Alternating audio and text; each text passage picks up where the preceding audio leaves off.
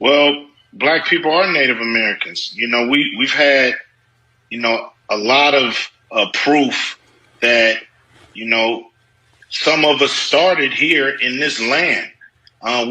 Everybody wasn't brought over from Africa. What are they doing here? They're Indians. This is one of my many unsuccessful experiments. You see, with Indians, there's absolutely nothing to be done. There's the same difference between a Negro and an Indian as there is between a dog and a coyote. You can put a dog on a leash, beat him, and he'll always be there to lick your feet. Take away a coyote's liberty, and you've cut off his heir. An Indian will never be a slave. No one has ever been able to make them reproduce in captivity. They do not eat, they do not talk, they do not sleep, they do not make love.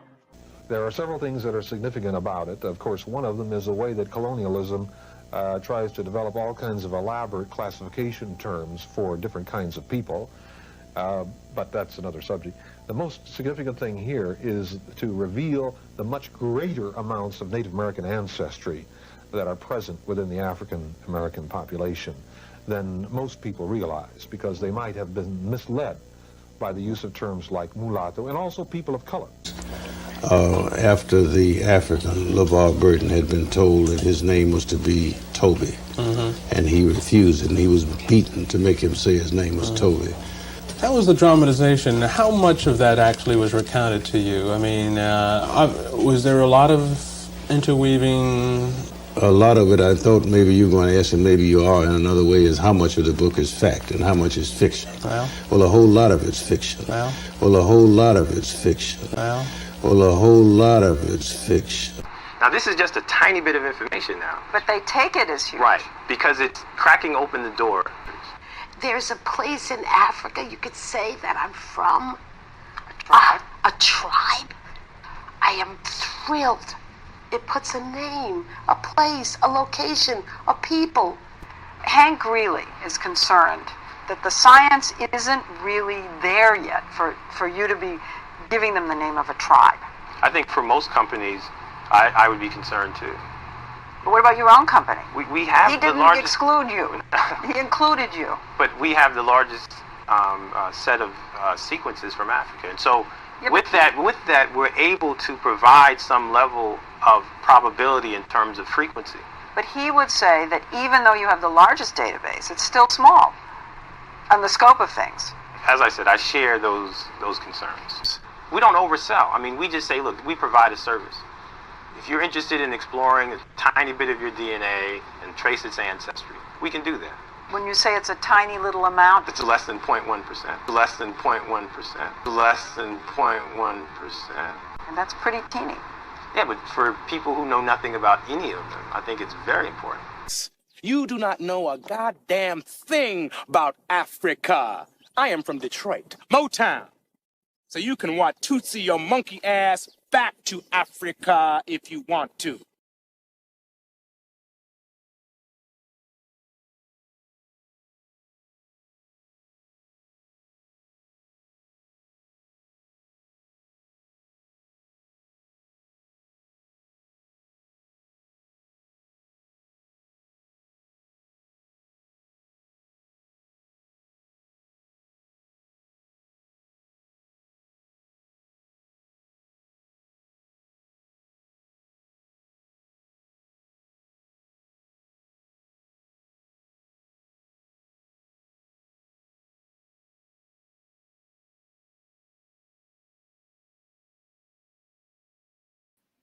I'm sorry, y'all. I didn't even realize it. I'm sorry. I was muted. My bad. Sorry. I'm all over the place, y'all. Sorry about that. Shout out to everybody in the building. I had the thing on mute on mistake. I was trying to upload. What I was saying was I was trying to upload a new intro that I made, but it's telling me that the file is too large. I hate that. Because I really wanted to let you guys hear or see this new intro. I'm gonna try it one more time because it keeps saying the file is too large. Hold on. That's what I was saying. Oh shoot. Hold on, y'all.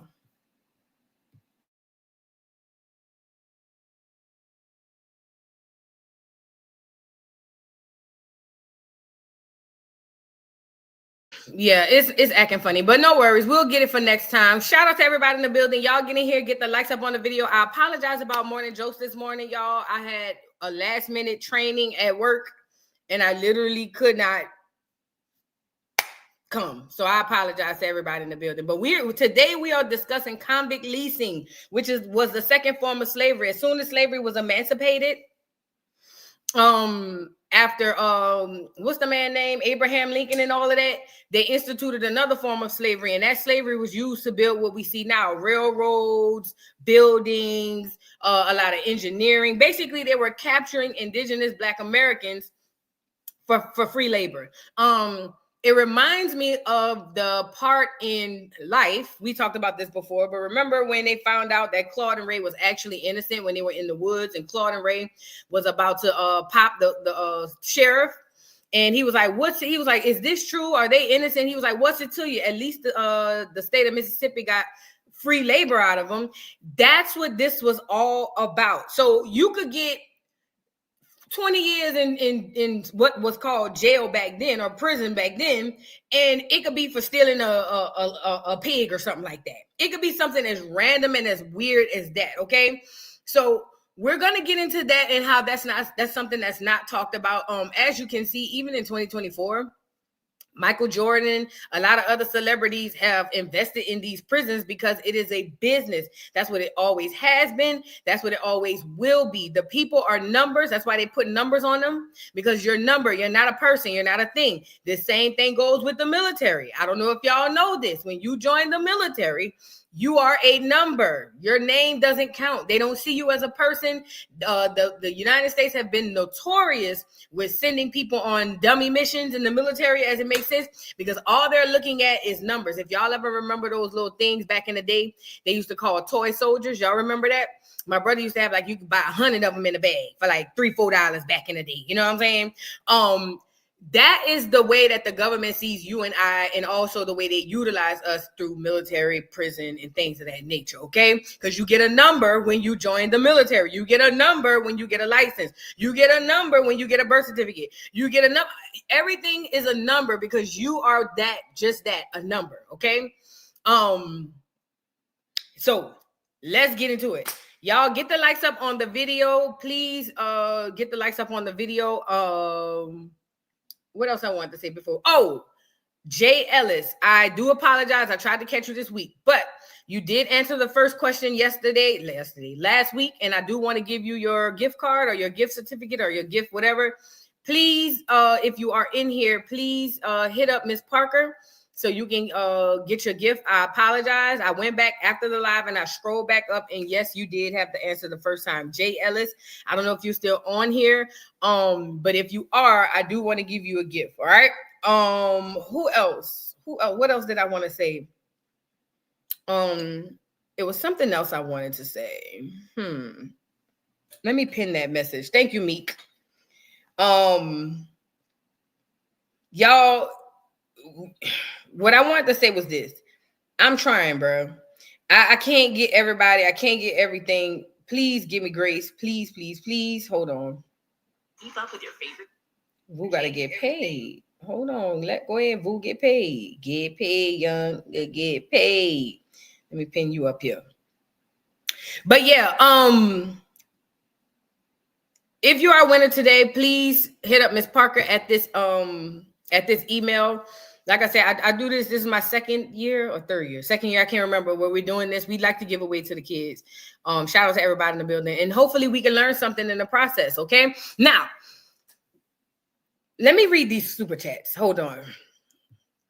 MOB, what's up, boo-boo? Thank you for the super chat. He says, Acorn, hey, Acorn, boo, it won't let me give subs. Again? Hold on. Now, I just had it where it was able to do it.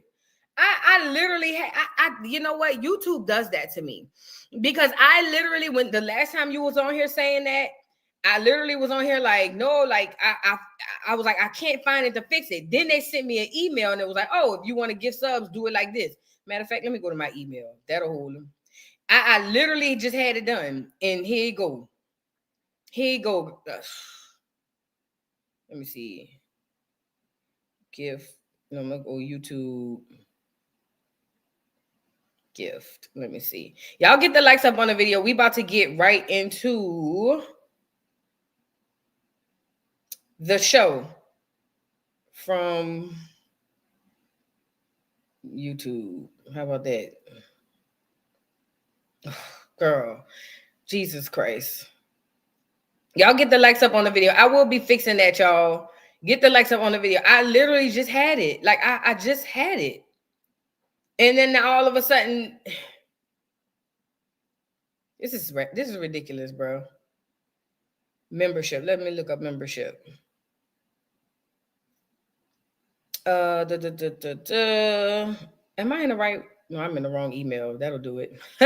Y'all get the likes up on the video. We're about to get right into it, y'all. Shout out to everybody in the building. Shout out to everybody in the building. What is it? Where is it? Google Play. Nope. I swear YouTube does this to me on purpose. It has to. It has to, because I literally just redid it, because it sends me an email like, oh, like, why is it jumping off of the gifting? I didn't do that. I'll have to fix it. I don't want to spend too much time on it, y'all. I apologize, MOB. I don't know. YouTube keep taking it off. I don't know why they do that, and then they'll wait 2-3 months and send me an email saying, oh, you want to give emails? Like, I mean, gift memberships is stupid. It's really dumb. Man, watch out. Anyway, I can't do it right now. I gotta look for it. But shout out to, thank you, MOB, for letting me know. Shansia Pinkett, thank you for the super chat. Me and the kids in here today. Boo. Hey, Acorn. What's going on, Shansia? How them kids? Y'all get up in here. We about to get into it. So we are starting with Convict Leasing. Convict Leasing, y'all. Now, what happened was we talked about a little bit of post, what do we say? Yeah, we talked about post-Civil War here before. We spoke about what was going on after the Civil War, after Abraham Lincoln was unalive. We spoke about, we mentioned some of the convict leasing stuff, but I wanted to kind of focus on it today. But we also spoke about what was going on around that time, about the so-called 40 acres in the mule, about the blacks that were actually successful prior to and post those eras, and about the whole Indian giving thing, which is kind of ironic, you know.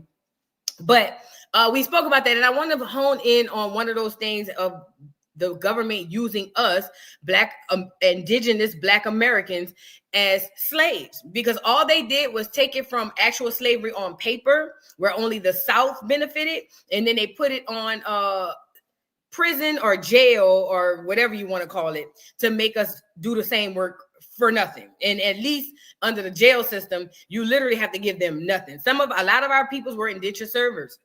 I'm sorry. Most people don't know that.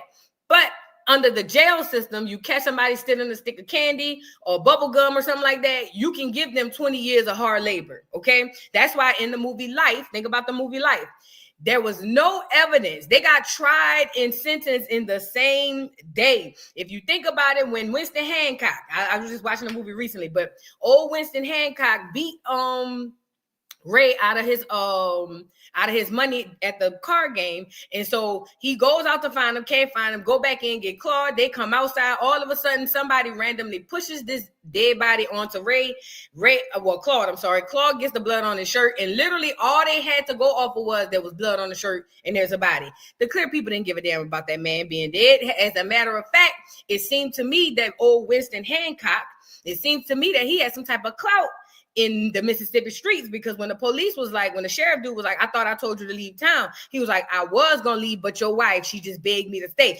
That told me that these weren't no average Negroes. You see what I'm saying? You get it? Yup, and stole his daddy watch. Yes, probably peculiar, and stole the watch. But that told me that old Winston Hancock had to have a little status. You know, he wasn't no regular old yard boy, no regular old, regular degular schmegular, because he was talking his cash money shit naive to the sheriff. And I thought that was ironic. But long story short, they unalive him, get some backwoods country clear boys who don't know nothing about nothing. All they rewarded them with was stolen hooch. And then here we go with Life. Now, in the movie, the whole purpose of this was to get the railroads fixed. It was all about fixing up America. You guys don't know this, or some of y'all may know this, but the railroad system started with us, Black Americans. I want to say in Atlanta or in the Georgia area. Please forgive me if I'm wrong, but that's where the railroad system started. I don't know how we sold it or how it got taken or whatever the case may be, but long story short, it was gone, right? I don't know if we worked with the people or if they just took it, and I don't know, because there's a lot of treasonous people walking amongst us, and we have to keep that in mind. But long story short, they extended the railroad system all across the Americas, same way they kind of did with the interstate system. Most of the interstates in your neighborhoods, but in your prominent areas, there were areas that were very not detrimental, but they were very important to the indigenous Black American population. Does that make sense? All right. We're about to get right into it. I got a video to show y'all, but we're going to go over a couple of little facts. I got a couple articles I want to read y'all. And let me tell you what I had to do too. So when I looked up convict leasing and Indians, Google AI will give me like this brief little paragraph, but I can never find the attachment, right? So now I'm like, okay, well, let me look up convict leasing and Native Americans. Same thing. It gives me this paragraph, but you can't find the attachment. So I just looked up convict leasing and slaves and all that stuff. A whole bunch of crap came up, but you got to trick Google. So what I did was I started scrolling down all the way to the bottom of all them articles they was giving me, because see, Google like to hide stuff in plain sight. So I had to scroll all the way down in those articles to find anything that even mentions so-called Native Americans, which were the Indians. Now, let me say this. This is a huge misconception amongst us Blacks in America, okay? We confuse Native American with American Indian. Those two are not the same. The people you see today, the $5 footlongs, those are Native Americans, okay? I want to say that name came about in the 1900s. Hear me out. Those people were the people put in place to replace the identity of us. Mind you, they were taking away our identity, calling us Negro, and they were creating the Native American, okay? So when people say Native Americans, a lot of times we automatically assume that if a Black person says, well, I'm Native American, which you shouldn't. But let's just say a Black person says, I'm Native American. They think of the $5 footlongs and they like, you ain't no Native American. They won't let you in their tribe, because that's a Native American tribe, not an American Indian tribe. Although some of our ancestors did go along in some of those tribes, for the most part, they kept us out on purpose, because they knew that there was a difference between the American Indian and the Native American. So when you read articles and when you find stuff pertaining to Native Americans, if it's anything prior to like the 1900s, maybe the late 1800s, they really are saying American Indian. Okay. Yes, probably peculiar. Google knows that most people won't scroll beyond the first page. That's what it is. But listen, if you see anything in history and they say Native American and it goes before anything, but I'll say the late 1800s, if it's anything before that, when they say Native American, they're talking about you. But remember, they conflicted the two identities. They've already said, hey, this is the Native American, which we know is not. That's the Mongolian, Siberian people, whatever the case may be. But that's how you got to learn to decode this stuff, because there's a lot of decoding that needs to happen. Now, I want to get into this article. We're going to go over convict leasing as a whole and see what it is. And then we're going to go from there. And then we're going to get into the Native American aspect of this convict leasing. And then we are going to, from there, get into a video. Now, let me see. Is this the article I want to use? Y'all get the likes. Yeah, we can use this one. Y'all get the likes up on the video. Shout out to everybody in the building. Shout out to everybody in the building. So this article I'm sharing with you right here is from EJI.org, equaljustice-initiative.org. Yes, children were part of the convict leasing programs. Remember, when them folks came over here, we the only ones knew how to cultivate the land, because this is our land. It'll be hard for me to just jump off the porch in somewhere in Asia, Africa, Europe, and automatically know how to cultivate that land, because I don't know. I'm not of the soil. I don't have it in me, and nor do my ancestors, right? But in convict leasing, it was mostly boys and men who were part of the program, okay? That's why even to this day, prison is predominantly occupied by Black American men, okay? That is done by design. That's what it was designed for, okay? That's what these police, these sheriffs, these KKK, they were all working cohesively to get a lot of the Black Indian boys and men into these convict leasing programs because they had work to be done. I think about the movie, when he said, the state of Mississippi don't give a damn about your intergalactical whatever. He said the state of Mississippi only care about getting this here dish clean clear by sundown. That's what this is all about. Listen, they tell you the truth in the movies, y'all. They tell you the truth in a movie. You just got to be able to decode it, right? So we're going to get into this convict leasing situation, and then we're going to get into a cute little documentary I have, right? It says Black orphan children and juvenile offenders could be bought to serve as laborers for white planters in many southern states from 1865 until 1940. Library of Congress Prints and Photographs Division, Detroit Publishing Company collection, and LC whatever. So yes, orphan kids, and we all know how child trafficking goes. It didn't just start. It didn't just start. Okay, so putting these kids in the system, a lot of them were taken and used for hard labor because they knew that the Black boys was just as strong sometimes as some of the men, right? So after the Civil War, slavery persisted in the form of convict leasing, a system in which southern states leased prisoners to private railways, mines, and large plantations. While state profited, prisoners earned no pay and faced inhumane, dangerous, and often deadly work conditions. Thousands of Black people were forced into what authors have termed slavery by another name until 1930s. Let me say this. I also want to make this clear too, as far as these children with this convict leasing. When we speak about reparations, even if we're going to say in the form of slavery, well, reparation in the form of cash due to slavery, all of this has to be factored in, okay? All of this has to be factored in because convict leasing was another form of slavery, okay? So this could very well be, let me scroll back up. This could very well be, especially in the early 1900s, one of our grandparents. That's not that far removed. Great-grandparents at the best. This could very well be a third generation away from you that was in this convict leasing. So I want us to be mindful that the what they owe to Black Americans cannot even be wrote down on a check.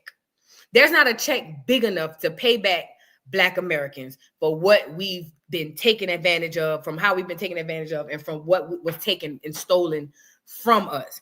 You could say, I'm gonna write $1 quadrillion to Black Americans. It's still not enough because y'all standing on stolen land, ours, okay? So be mindful when you're thinking about reparations. There are so many ways and avenues in which we can get these reparations. We just have to figure out what are those ways via our own ancestry, our own genealogy, because you may have somebody in your family that was under convict leasing. I may not, or we both may have it and somebody in here may not. It's all a case by case situation, okay? So keep that in mind when it comes to this convict leasing thing, right? The 13th Amendment to the U.S. Constitution, ratified in 1865, prohibited slavery and involuntary servitude, but explicitly exempted those convicted of crime, right? In response, southern states legislatures quickly passed the Black Codes, new laws that explicitly applied only to Black people and subjected them to criminal prosecution for offenses such as loitering, breaking curfew, vagrancy, having weapons, and not carrying proof of employment. So, girl, you could just be sitting outside loitering. You're going to jail. You know what I'm saying? You could just breaking curfew, and they giving you 5, 10 hard time for this stuff. Crafted to ensure Black people and return them to chains, these laws were effective for the first time in the U.S. history. Many states' penal systems held more Black prisoners than white, all of whom could be leased for profit. It's the same thing happening in 2024. That stuff is still happening now. Industrialization, economic shifts, and political pressure ended widespread convict leasing by World War II. But the 13th Amendment, dangerous loophole, still permits the enslavement of prisoners who continue to work without pay in various public and private industries. As recent as 2010, a federal court held that prisoners have no enforceable right to be paid for their work under the Constitution. Why is this important? Y'all have to understand this. I need everybody to understand this. There's convict leasing happening right now, okay?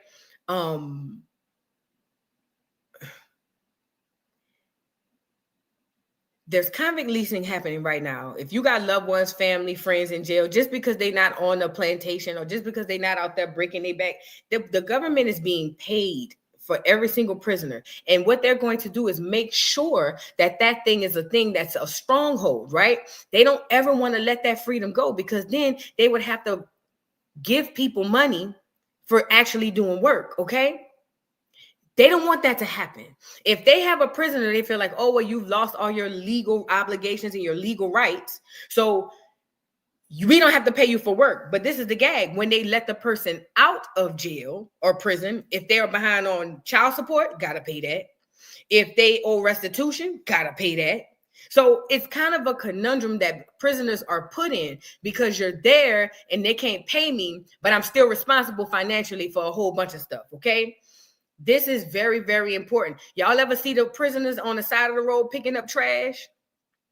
Put a one in the chat if you ever seen them on the side of the road picking up trash. Or the prisoners, when you see them, they be riding up and down the interstate all the time, going to work. And listen, because they're in prison, to those guys, it's just like, oh, bet we get to get out of the jail. They just so happy to be out of the jail. But they don't even realize that they are literally under convict leasing. They are using prisoners for free labor, not even cheap labor, free labor. And all they get in return is 3 hots and a cot, okay? That is still happening today. Yup, cutting grass. They be doing all types of stuff. Matter of fact, they be the ones cutting grass on the side of the interstate. They be the one on the side. Y'all ever seen on the side of the interstate or on the side of like major highways? It be them out there cutting grass. I know, I used to be flirting with them. This is not about me. You know what I'm saying? Yeah, but I don't know. I like making their day like, hey, handsome. And they be like, oh, you know what I'm saying? Yeah, I used to. And you know what else they do? Oh, yeah, I'm glad you brought this up too. A lot of them used to work on the garbage truck. Now, check that. Before they got rid of the garbage truck with the men on the back, a lot of them used to work on the back of the garbage truck. Yes, ma'am. Yes, ma'am. In New Orleans, they the ones helping clean up the streets on Bourbon Street after Mardi Gras. It's a lot. Listen, I'm telling you, a lot of this convict leasing is still happening in 2024, and we don't even recognize it, okay? Mm-hmm. Right, Shantae, doing your civic duty tease. My 60-year-old brother was fighting better than the clears. He was in front of them. They wrote articles on my brother. Weak firefighters paid to be weak. Wow, that's dope. That's another thing they were doing. Firefight. They were, listen, bro. We gonna get into it. We about to get, because we got to understand the past to understand the present and the future, okay? Yep. Greg Bay said they be throwing up smoking signals and throw them a little something out the window. Man, look. This might be a bad thing, but I don't care, because I feel like I be making somebody day.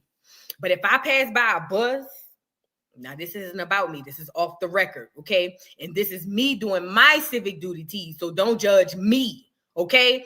I'm trying to put a smile on somebody's face. That's what the Most High put me here for, to uplift the people, up with the people. You know what I mean? So before I tell this story, don't come on here trying to drag me down to the ground. I am doing what I'm supposed to do up with the people, okay? So if I be passing by a bus or whatever, and, you know, especially if my cost say buku low, girl, I might, you know, put up, or, you know, I ain't gonna lie, I be doing that, and they be like, or if I see him, when I used to see him on the back of the truck, I used to be saying, hey, handsome, just, you know, put a little something on their little mind. You know what I'm saying? They probably having hard days, hard lives and all of that. And I feel like I'm supposed to be that. That's why I'm here. Like, duh. You know what I mean? Like, and they probably go back to their little cell, bop, bop, bop, you know, and just be hoping that maybe I pop up in their dreams. I don't know. I'm just saying, you know, just put a little love in somebody's life. That's all I'm talking about. You know what I'm saying? Just a little, you know what I mean? Type tease. You know what I'm saying? They be like, ooh. Oh, it's fun. Let's move on. I don't recommend nobody do that though, but that's just me, like I say, doing my part in society. Okay, judge me all you want. I don't care. I'm doing my part in society. Okay, now, right? They need a little joy. They do. And let me tell you something. I never thought I'd miss them ones on the back of that truck. I used to think they get on my nerves sometimes, the ones on the back of that doggone garbage truck. But I ain't gonna lie. Ever since they got the garbage truck with the thing that just pick up the trash can and put it on there, and you don't even see the person in the truck. I want the old person. I want the prisoner's bag. You know what I mean? Like, I like that they think that I look like Beyonce. Like, I like they be treating me like I'm Halle Berry. You know what I mean? I want those girls back. I want those guys back because, you know, the garbage truck just be pulling up and it's just, you can't even see who in the doggone truck. You like, who that is? Is somebody in there? Is it driving itself? I want the dude when I come out in the morning, because I used to make sure I come out when I know they coming. When I hit a truck down the street, he's coming outside acting like I'm throwing something else away. But I want it when I come outside, they be like, ooh, hey, beautiful. Especially in New Orleans. What's going on, Black? What's up, Black? I'm like, what's going on? How y'all doing? Good morning. Y'all want some water? You get it? You know, they make you feel good. Listen, one of them convicts on community service will make you feel like $1 million. Do you hear me? Yes, with my little shorts on. Yes, ma'am. Do come outside. Oh, girl, I can head down the street. Oh, let me hurry up and get. Look, I'll come out with a little bitty bag, a little grocery bag. I ain't put nothing in there. I just tied it up. And I go to the thing. I watch them out the window to see how far it is from my house. Then I go out there right, like when they like a house away. Then I go out there and I put it up. So then the truck will pull up and then I'll be walking back from the trash can. So by the time they pull up to my house, I'm still not in the door yet.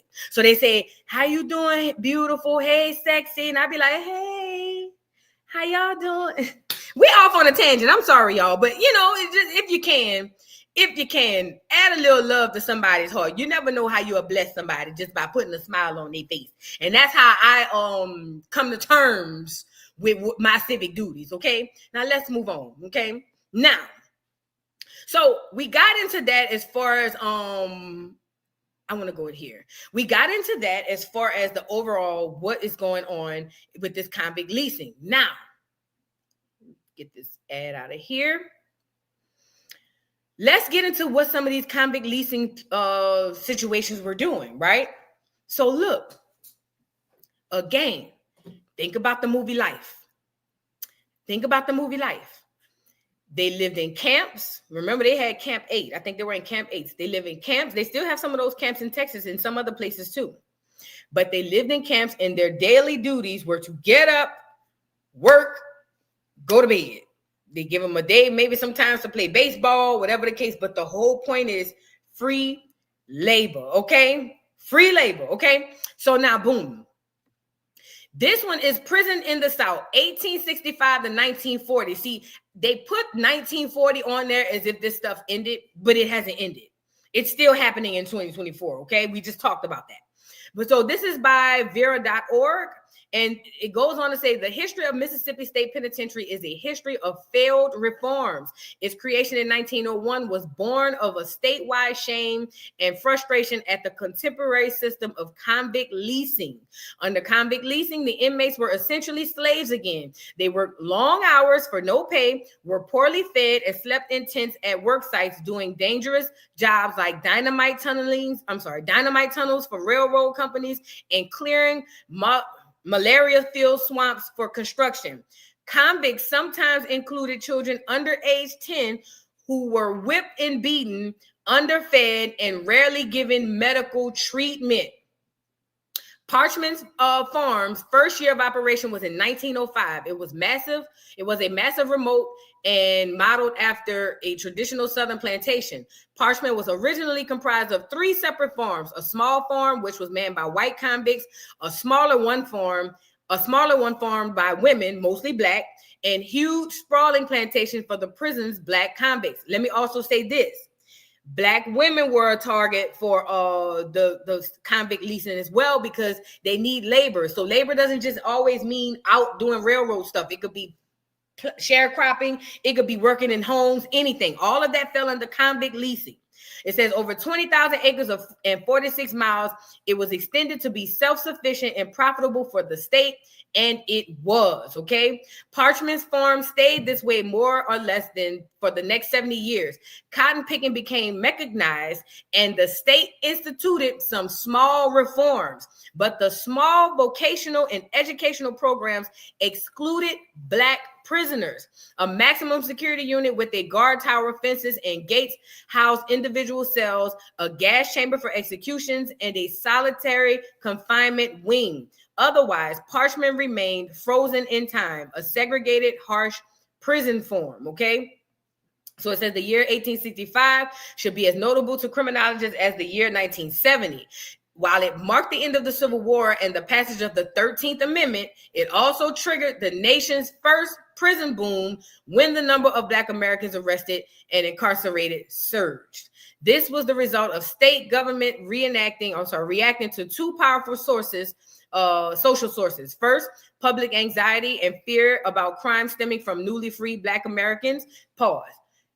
This is what they were saying and telling themselves as to why they're doing this. They were afraid that Black people were going to retaliate.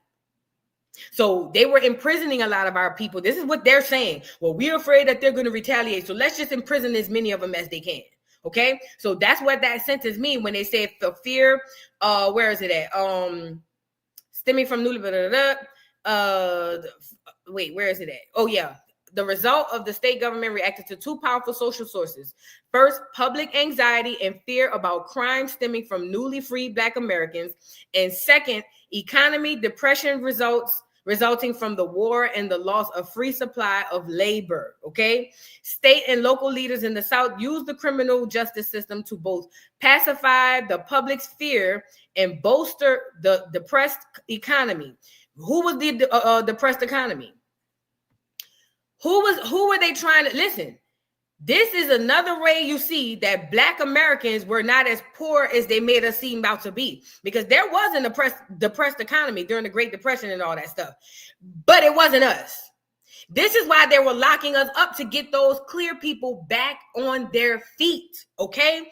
They had to give them an economic floor. Remember Martin said it? They had to give them the economic floor so that they can get back on their feet. So they were taking a lot of us from our homes, farms, our jobs, and everything to get these clear people back on their feet. So remember how the construct of slavery has a clear slave master and then a bunch of slaves? Same shit, different toilet, okay? So look, that's what they're saying here. It says, state and local leaders in the South used the criminal justice system to both pacify the public sphere and bolster the depressed economy. All across the South, Black codes were passed that outlawed behavior common to Black people, such as walking without a purpose or walking at night, hunting on Sundays, or settling on public or private land. Look at some of the things that they were arresting us for. These laws also stripped formerly incarcerated people of their citizenship rights long after their sentences were completed. Why is this important? This is very, very key right here. These laws, if you were to get incarcerated, you are no longer as a citizen. And the reason you are no longer a citizen, because the citizen has rights. Okay, so incarcerating on large groups of these people took away citizenships from Black Americans, right? It says among the most well-known examples are laws that temporarily or permanently suspend the right to vote of people convicted of felonies. It says Adamson, punishment after slavery, 1983, legacies of the racialization of the incarcerated from convict lease to the prison industrial complex, Journal of the Institute of Justice and Internal Studies, right? And it's going to give all those references.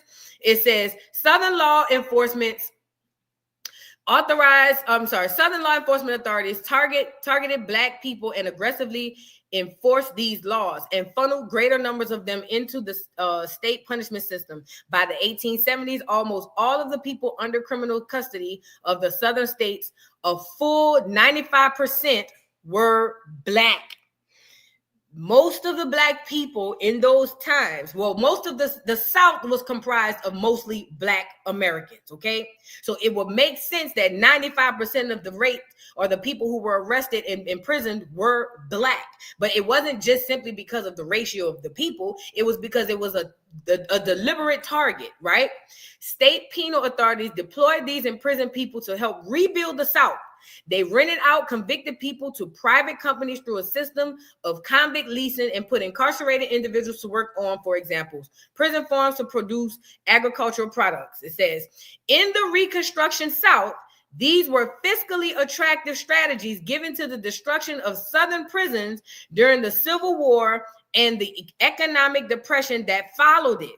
Convict leasing programs that operated through an external supervision model in which incarcerated people were supervised entirely by a private company that was paying the state for their labor, turned a state cost into a much needed profit and enabled states to take penal custody of people without the need to build prisons in which to house them.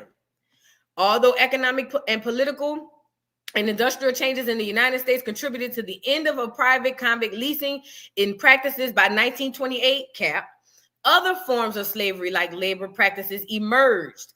State prison authorities introduced the chain gang, a brutal form of forced labor in which incarcerated people toiled on public works such as building roads and clearing land. Chain gangs existed into the 1940s. And as with convict leasing before it, those sentenced to serve on chain gangs were predominantly Black. Prison farms also continued to dominate the Southern landscape during this period. In 1928, Texas was operating 12 state prison farms, and nearly 100% of the workers on them were Black. To this day, my old man from Georgia, he a country boy, he always talking about going to the chain gang. That's what they call it today, is the chain gang. That was a real thing. It was convict leasing to chain gang, you know what I mean? But it was the same stuff, okay? So you got to keep this in mind. Yep, you caught that, right? You caught that, right, Shantae? 100% of the people incarcerated in Texas during that time was Black, okay? Don't let that go over a lot of y'all head.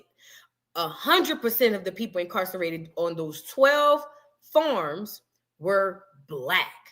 Now, why is this important? You'll see it in a lot of old slave movies. You may see one or two clear men come through the slavery, and they be not picking cotton, but kind of like there. Though that was all a part of slavery as well. It's the same thing here. The reason the clears wasn't in on this convict leasing was because they didn't know how to farm. So they had to get us to do the farming and do all the clearing and all, because they didn't know how to do it. Yeah, Sam Cooke, he did write a song about the chain gang. He sure did. But they had to get us, because who else is going to do it? And nobody else knows how. Oh, and this is another thing. I saw somebody in the comments say this too. If you lose citizenship and you're a male and you own land, what do you think happens to your land? They take it. Same thing happens if you go to prison right now and you can't pay your house note for 3 months. They're going to take it.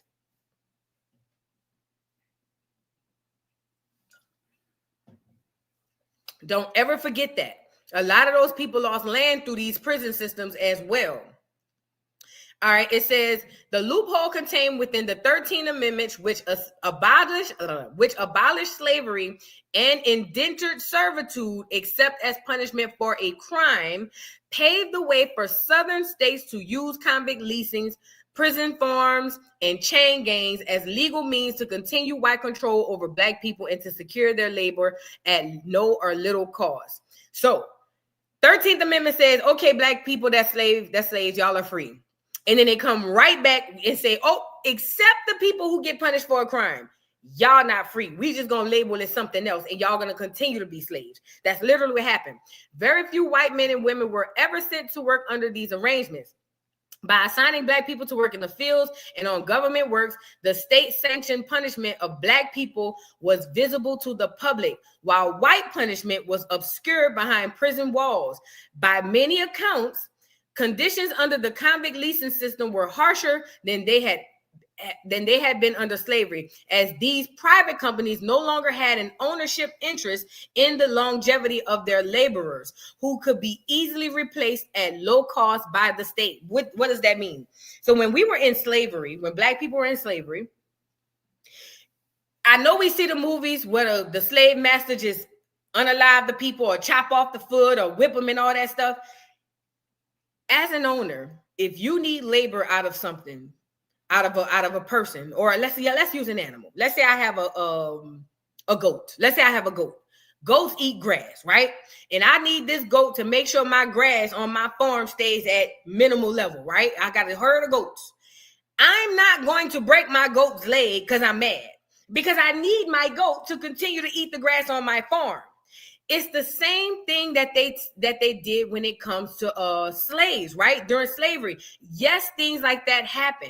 But for the most part, they didn't want to damage their property, because if you damage the property, you damage yourself. Okay? Even to this day, in the military, you guys, listen.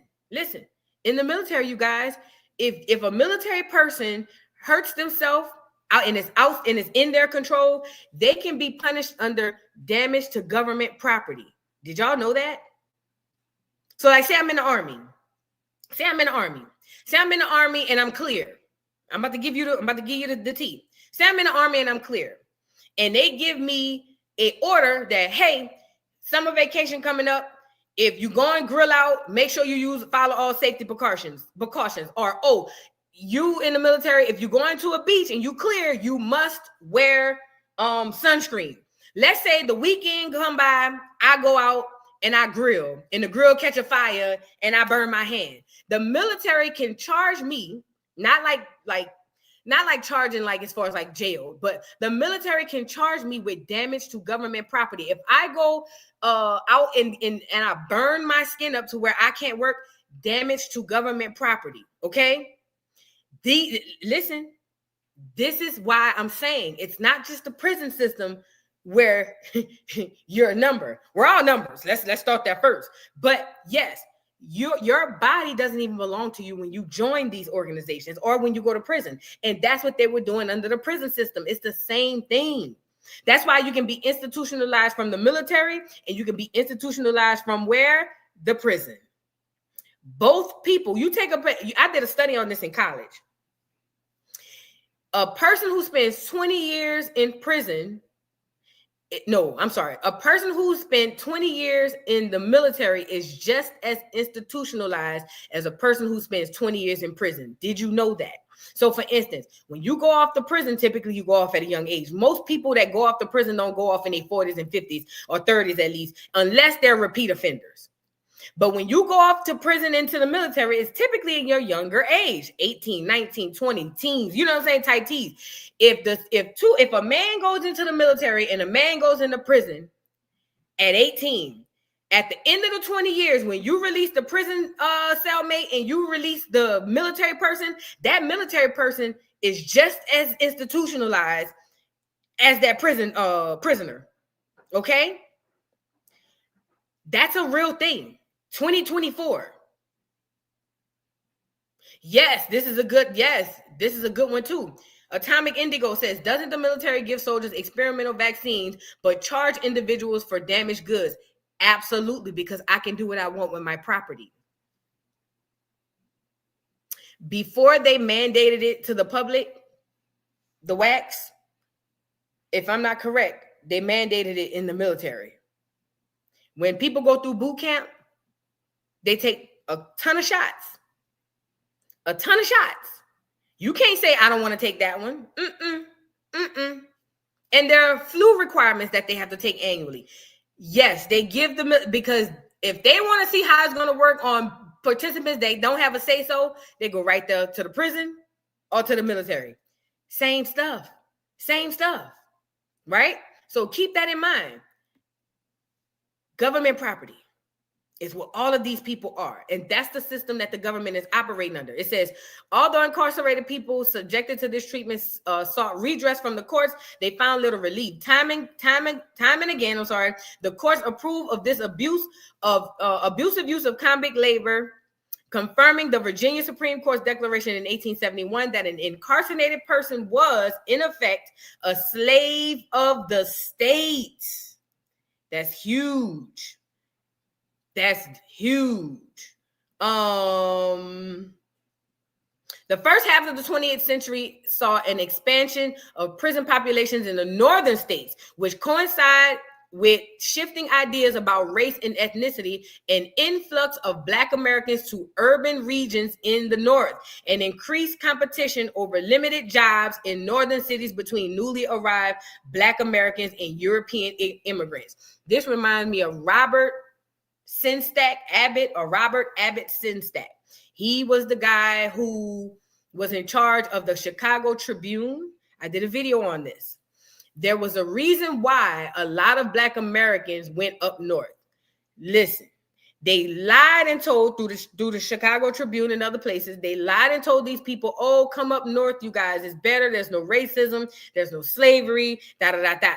They needed people to work into their factories, and they needed people to go into them prison into those prison systems, okay?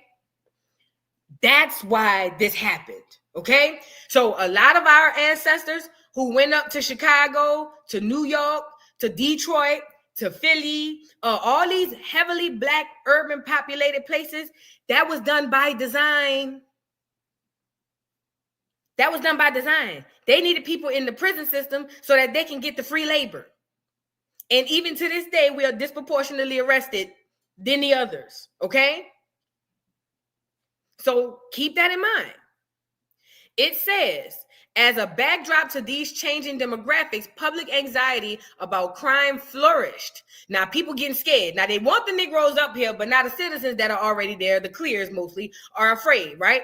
A brief spike in violent crime in the 1920s was met with incendiary media coverage, highly publicized federal interventions into local crime, and the branding of certain suspected criminals as public enemies, stoking public fear and supporting criminal stereotypes. Let me also add this from the research that I've done. The reason why crime spiked in the north, it wasn't because there was some horrible Black people that came from the south and they just wanted to come up there and commit crime. No. A lot of those Black people went up to these northern states, and I say north because I'm from New Orleans. I'm from the boot, y'all. So anything above Tennessee is north to me. Sorry. But they went to these northern states because they were promised jobs, careers, freedom. But when they got there, they were not met with that. As a matter of fact, to get on in a lot of those factories, very few of them got those jobs. So now I done moved my whole family. I ain't got no money to go back. I done moved my whole family from Mississippi to Chicago. What I'm gonna do? I can't get a job. I'm trying to get in the steel mill. Hell, we seen it on Good Times. How long James Evans was trying to get a job? Yes, it was all trick. And James Evans was from Mississippi. Listen, I need y'all to pay attention. They give you the truth in the shows, in the movies. James Evans came from Mississippi to Chicago, had a family, and he was struggling on Good Times because he could not find a job. James Evans could not find a job because James Evans thought that, hey, coming up here, I will be good to get one. Whole time, he didn't. He had to do odd jobs here and there, drive taxis. He was barely making ends meet. That is why crime spiked in the north. It wasn't because Black people just came up there and became like ridiculously ignorant. No, you told us we was gonna get a job. I done moved my whole entire family. And back then, remember, a family back then wasn't just you and your kids. A family back then wasn't even just you and your wife and your kids. The family back then was you, your wife, your kids, your mother, your spouse's maybe mother, nieces and nephews, sisters, brothers. That was the family. So when you pick everybody up who living up under one roof and you go up to these northern states and you can't find a job, what you think a person's going to do? Okay? They do what they're supposed to do, which is survive. I can't afford to go back home. Some of them didn't want to go back home, but I can't afford to go back home. Most of them had their land stolen from them. Shout out to Philly. Most of the ancestors who went up to Philly, I don't know if y'all know this, had a lot of land stolen from them. They were told, hey, go up north to Philly. We got all these job opportunities for you. And as soon as they got there, they realized their land was stolen. If you live in Philly, or if you have family in Philly, I'm pretty sure if you do your genealogy, Philadelphia was one of those places where they took a lot of people and had them go up north to take their land. Do your genealogy, Philly. Shout out to Philly. Shout out to Philly. Now, there were native blacks in all these places, New York, Philly, Chicago. There were native blacks. But when you start looking at the people up north and you always wonder why they always have roots to the south, it's many, many, many, many reasons. Many reasons. But a lot of them people that went up to Philly, a lot of the black people that went up to Philly lost their land and were moved into projects. Literally.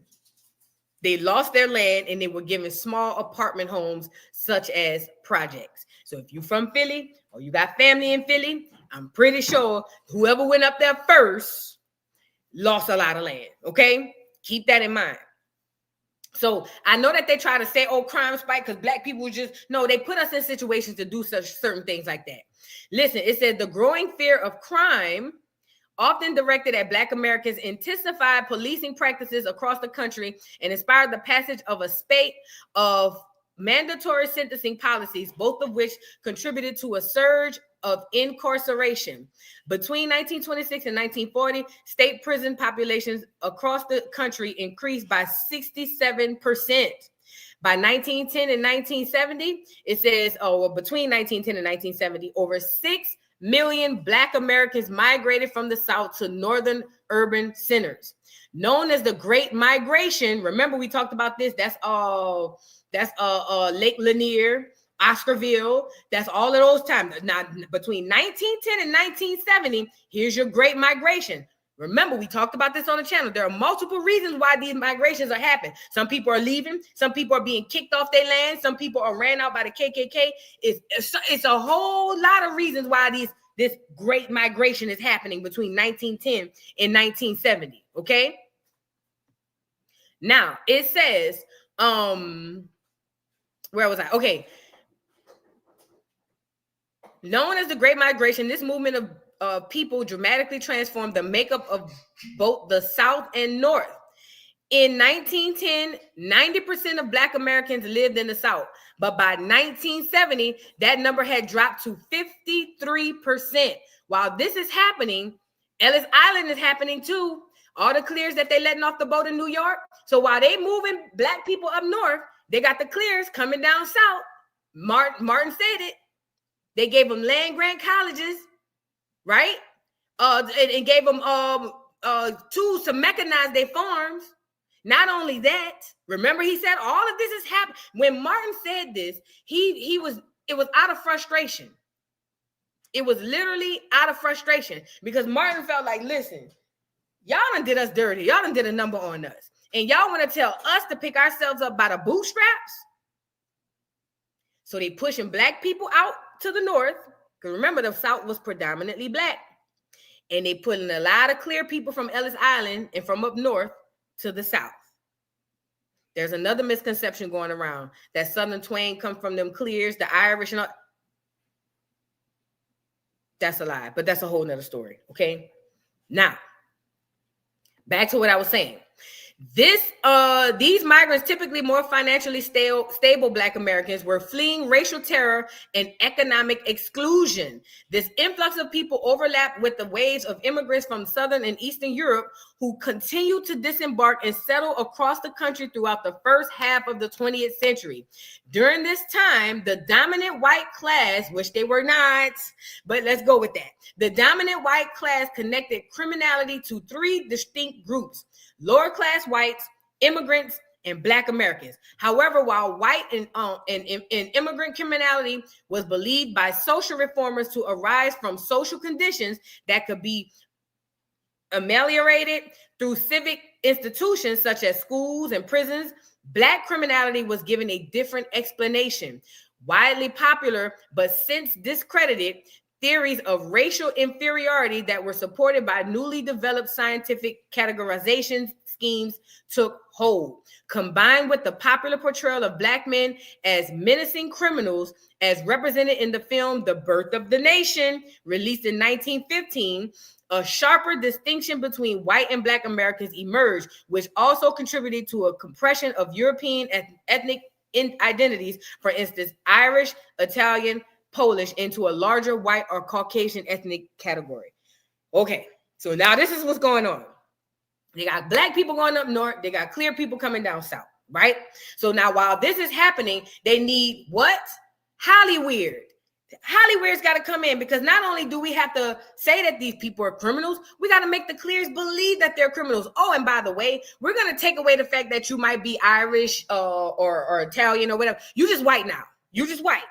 So we're gonna put this movie out that puts you here and puts them there. That makes you the good person, them the bad person. You the honest citizen, them the slave, or them the criminal. Okay, so that's what they're doing. All of this is happening. So they're shaping the minds of not only clear people, they're shaping the minds of Blacks as well, right? Because a lot of Black people intook that. Oh, we nothing but criminals, lowly criminals, and they went in and did those things. Okay. That's another thing too. I'm glad you said this, probably peculiar. Don't believe this hype with the only 53% was down south. 2024 is more than 53% of us in the South.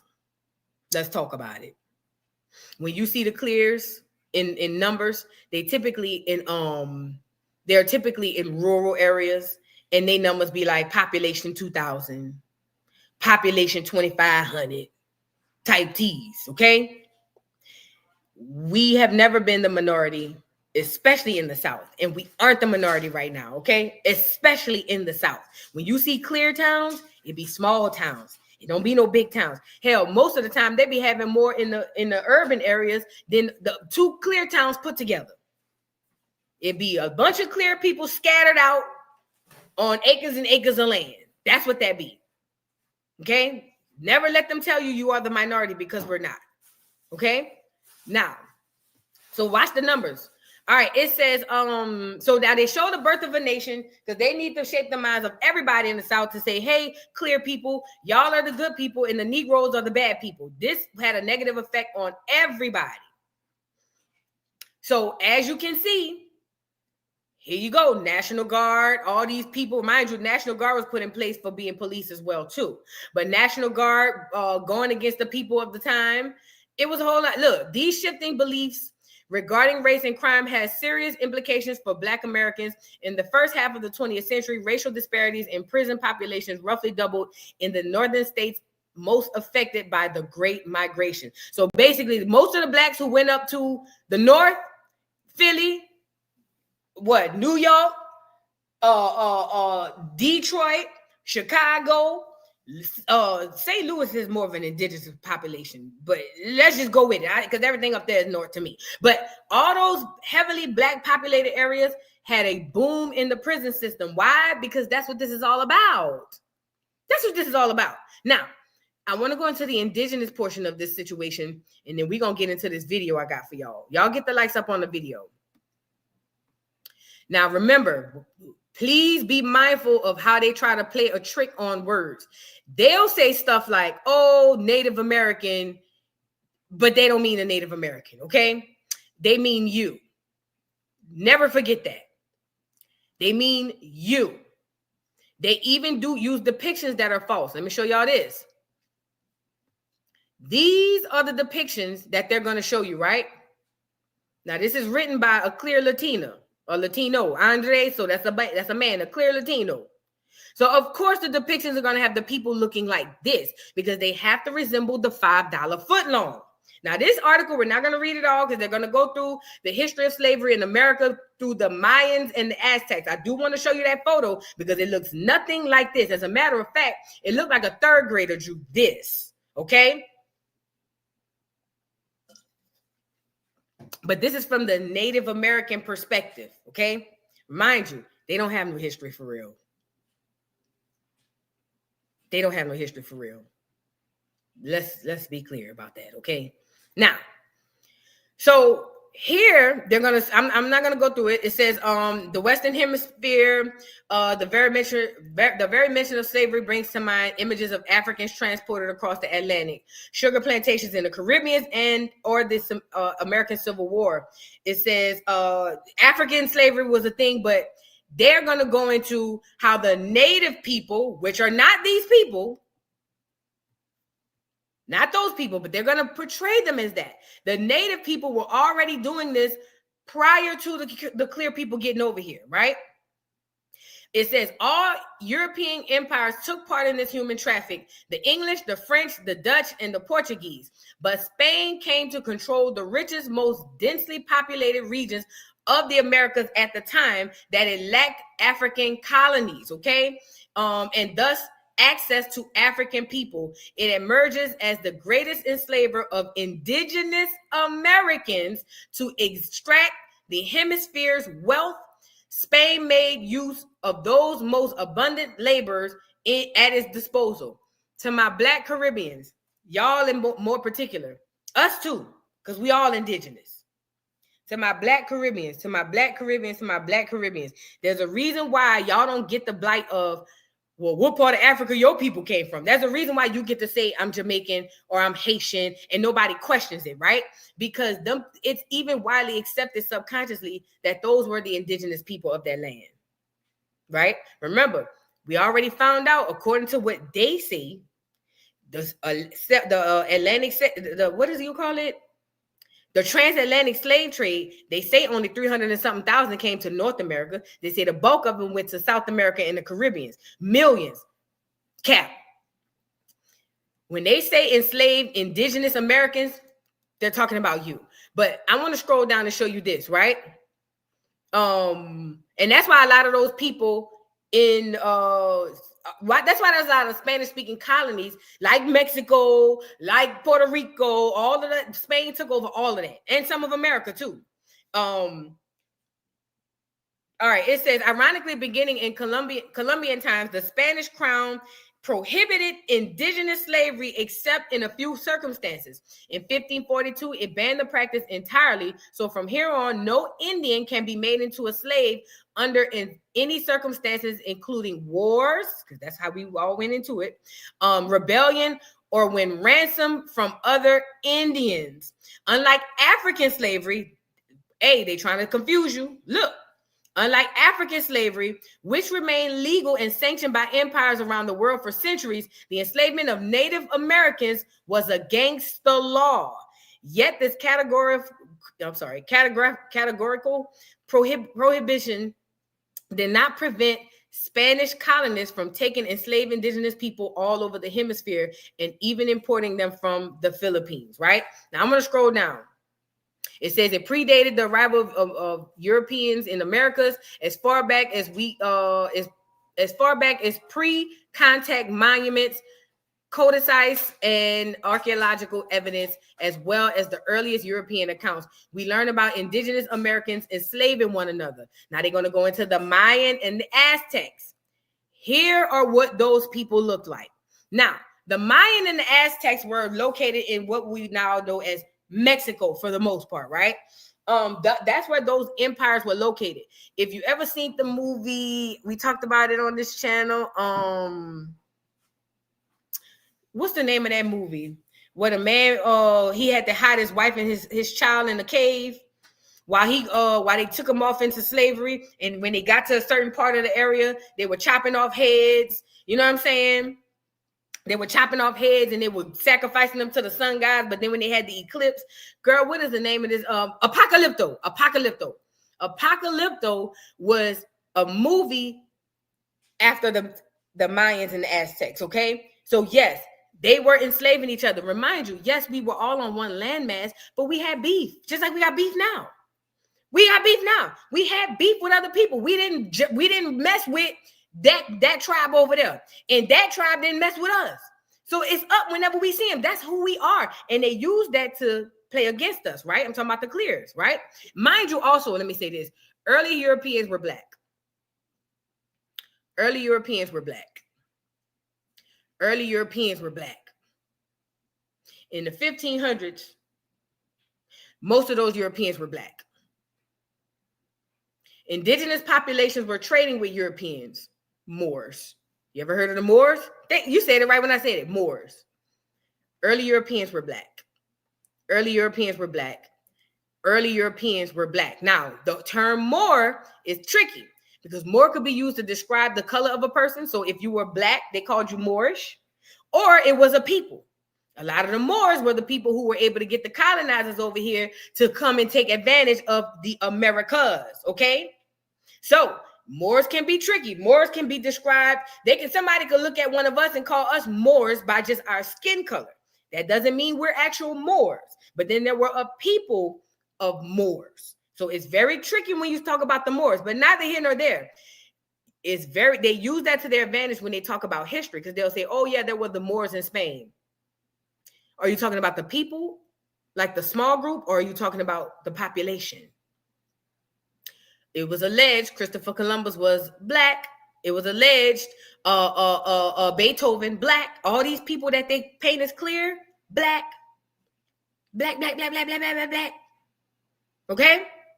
So keep that in mind. Don't let that part go over your head. But they're going to try to hijack your thought process by saying, oh, yeah, it was the Europeans that came over here. A lot of them were black.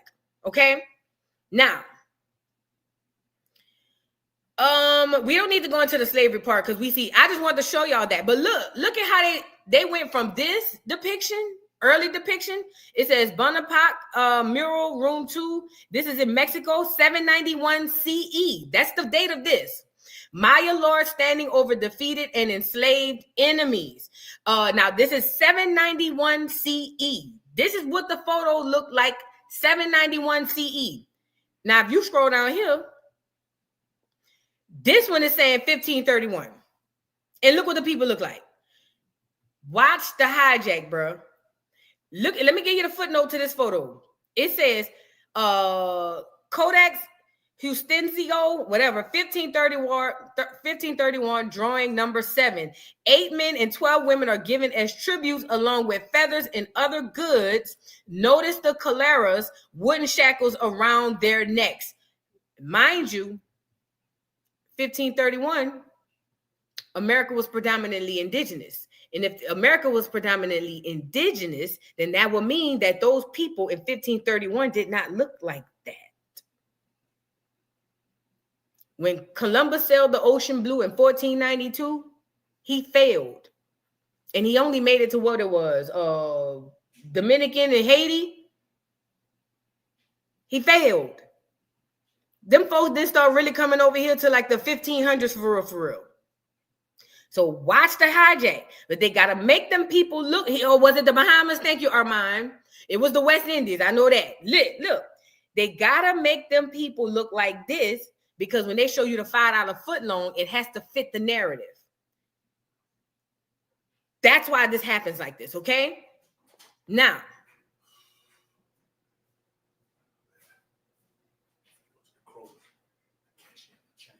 okay.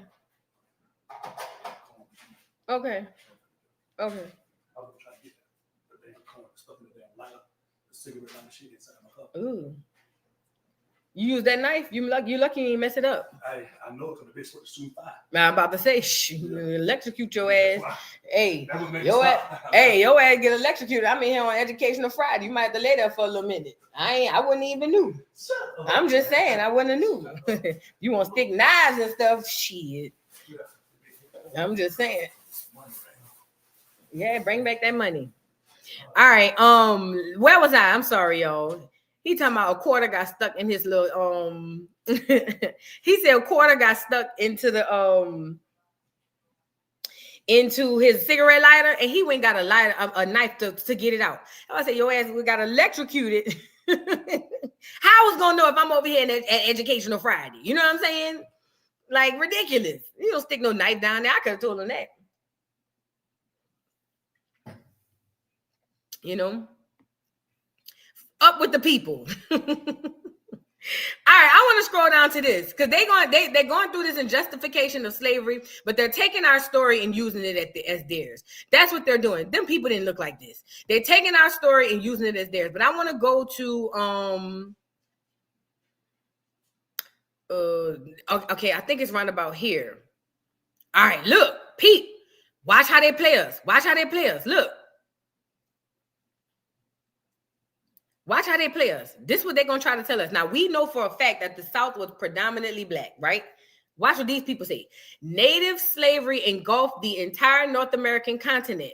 By the timing varied by region. By the 19th century, it had nearly disappeared on the East Coast. During colonial times, the Carolinas had been a major native slaving ground. Was the $5 footlongs in North Carolina in colonial times? In colonial times, it's the late 1400s all the way up to like the 1900s, I want to say. They didn't know $5 footlongs down there in no South Carolina like that. We know that the blacks heavily occupied the South. So if they're going to say that there were Native Americans heavily enslaved in the South in colonial times, then you know that that's us. Okay, you know that that's us. All right, it says New Englanders had seized rebellious native people and shipped them to the Caribbean. That happened. That's the intra-American slave trade. And French colonists in Eastern Canada had enslaved thousands of the First Nations people from their interior. Yet during the 18th century, that's the 1700s, the traffic in native people was largely replaced by the African slavery on the eastern seaboard, even though practices of native enslavement remained in some places. That right there, ladies and gentlemen, is the hijack. This is what they're saying. Pay attention. Pay attention. Pay attention. This is the hijack. First, they're going to tell you that the natives South Carolina was a high Native American slave ground. Okay, well, who was the people in those times? It was us. Now, this is a fact. Nobody, if we were the enslaved people in South Carolina during colonial times, okay? Fact. So what they were saying was when the clears came in and enslaved those areas, they shipped a lot of people from the Carolinas to the West Indies, to the Caribbean, right? They shipped a lot of those people to the Caribbeans. And then they turned around and said, oh, and then by the way, yeah, the African transatlantic slave trade happened. That is a lie. They are trying to make you believe that all of the so-called native $5 footlongs, that's what they're trying to say. And matter of fact, who in here from the Caribbean?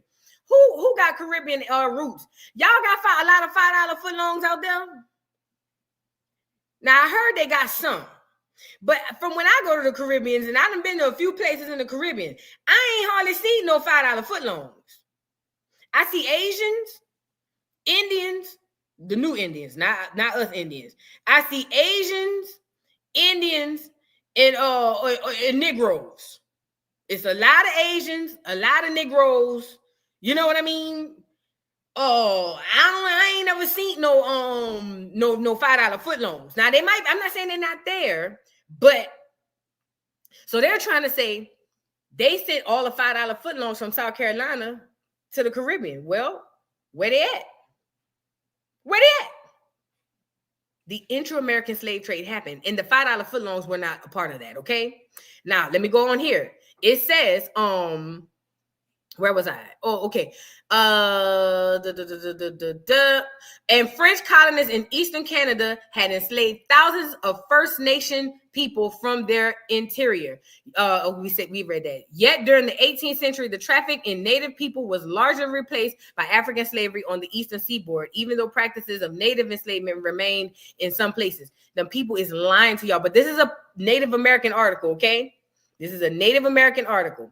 In the American West, however, native slavery continued to thrive during the 19th century. It says the best evidence comes from the letters and diaries of westbound Americans. In New Mexico, James S. Calhoun, the territory's first Indian agent, that was a clear man for the blacks, could not hide his amazement at the sophistication of the native slave markets. The value of the captives depend upon age, sex, beauty, and usefulness, wrote Calhoun in 1850. Good-looking females not having passed the sear and yellow leaf are valued from 50 to 150 each. Males, as they will be useful, one half less, never more. I want to scroll down because I want to get into the slavery of today, right? These people is playing in your face, or in our face for that matter. All right. So now, mind you, if this is from a Native American perspective, what does the $5 footloans have to do with this? People, what it says. It says, another attempt at abolishing occurred in the early 19th century when the newly independent Republic of Mexico proscribed all forms of Native enslavement and extended citizenship rights to indigenous Mexicans. Still, Native slavery persisted. One more opportunity arose immediately after the Civil War. The United States Congress passed the 13th Amendment, which prohibited both slavery and involuntary servitude. This formulation created the possibility of liberating all Native Americans held in bondage in the West. They mean the blacks. In various rulings during the 1870s and 1880s, however, the Supreme Court opted for a narrow interpretation of the 13th and 14th Amendments that applied primarily to African Americans and generally excluded Native Americans. That was right there, was paper genocide. All they did was switch the names. So they abolished it for Native Americans, which would be the Indians, the indigenous people, and say, oh, this is only for the African Americans, the blacks. It's the same people under two different names. That's literally what's happening right now. Okay. Congress also passed an act abolishing the African Americans and generally exclude. Okay, we said that. Congress also passed an act abolishing the system known as peonage, defined as the voluntary or involuntary service or labor of any persons as peons in liquidation of any debt or obligation that exists in various Western states, which was integral to the system of bondage in New Mexico and elsewhere in the West. So basically, if you owe somebody, they can put you under indentured servitude. The Peonage Act of 1867 was important, but the written word alone was not enough to eliminate deeply entrenched practices. Let me scroll down. Forms of Native slavery continued throughout the 19th century and in some remote areas well into the 20th century. Today, tens of millions of people around the world live in some form of modern slavery, according to estimates of the Walk Free Foundation and others. Slavery is forbidden all over the world, yet it continues to thrive because its beneficiary resorts to imposing debts, prison sentences, or some other subterfuge to compel people to work under the threat of violence while offering absurdly low or no compensation. In this regard, 400 years experience of Native people with the other slavery is the most direct forerunner of the new slavery and offers two valuable insights. Here is the hijack. The Native Americans now are going around saying that they suffered under slavery. It's the same thing as that wine crow. Remember the Mexicans running around here saying they suffered under wine crow? They got Native Americans going around saying, hey, y'all, we suffered under slavery too. We were enslaved. They were not. They just paper genocided us out and put them in. They just changed our name from Native to America or Indigenous American or American Indian to African American. Now, remind you, while they're doing that, there's a group of people that has to take that identity, because you can't just say all of the Native Americans disappeared. So now this new group of Native Americans in 2024 are running around using our history as theirs. It's happening with everything, hip hop, everything. So please do not let no $5 footloan tell you they have no history during slavery, no history during Jim Crow, no history, because they were not there. They did not participate in that. Not at least on this side, okay? Please. Y'all didn't know about wine crow? Oh, girl. Y'all ain't know about wine crow? Oh, yeah, the Mexicans, the Hispanics is around here saying that while they had Jim Crow, they was going through wine crow. Girl, lie for a whole nother day. But this is the hijack. They literally just wrote us out and wrote somebody else in. That's literally all they did. But the people never moved. Now I want to go to this video because I want to show y'all some of the videos that I have when it comes to this system that we are under, so-called. Do I want to do this? Yeah, let's do this one first. Shout out to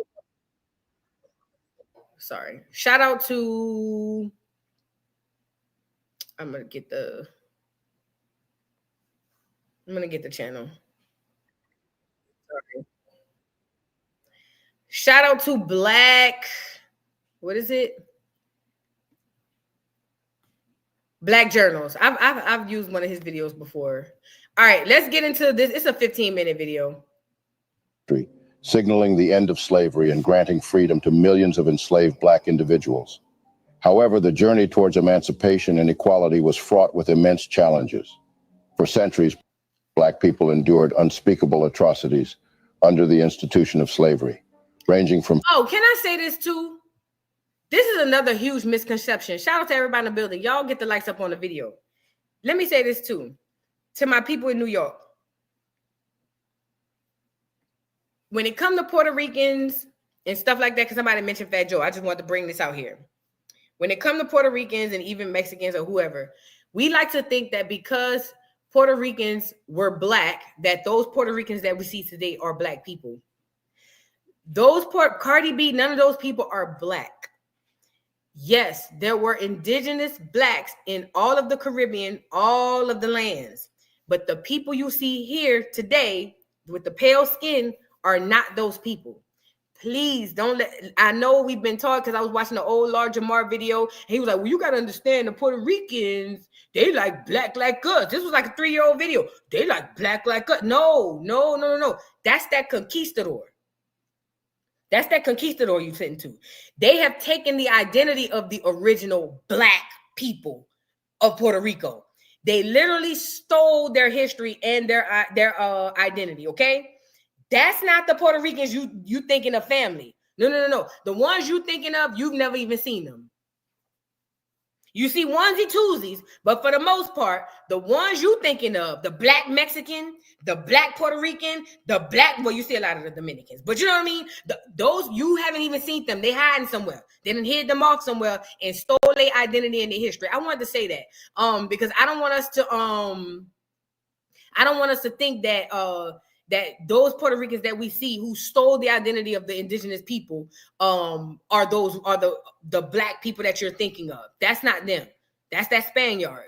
Physical abuse and forced labor to the separation of families and the denial of basic human rights. The American Civil War, fought between 1861 and 1865, arose from the fundamental conflict over the institution of slavery.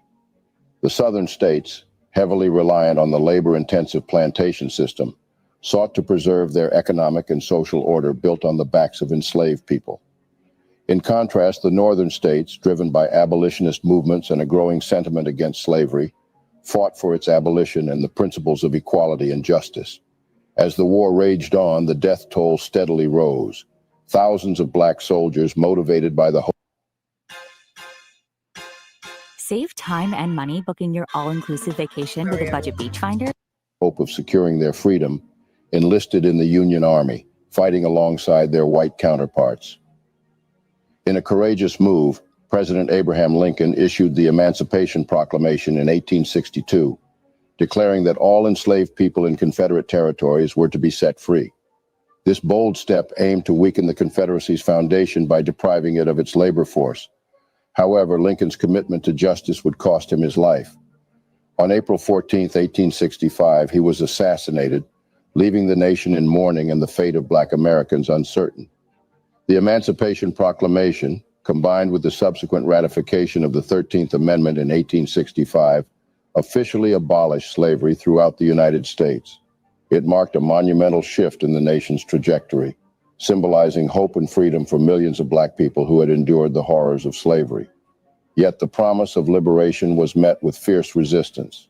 White supremacists, threatened by the prospect of racial equality, embarked on a campaign to assert their dominance and control over society. They enacted oppressive laws known as Jim Crow laws and Black codes, which aimed to strip black citizens of their newfound rights and reestablish white supremacy. Within this landscape of racial oppression, convict leasing emerged as one of the most egregious forms of exploitation. In this video, we are going to take a step back into the annals of time to reveal a part of history that is never taught in schools or mentioned in the history books. Before we get right into the video, please smash the like button and subscribe to the channel to keep informed of our eye-opening. Can I say this? A lot of people don't know this, but this is around the time that the clear people gained control. Because prior to that, by and large, the clear people did not have the control, especially in the South, that we were told.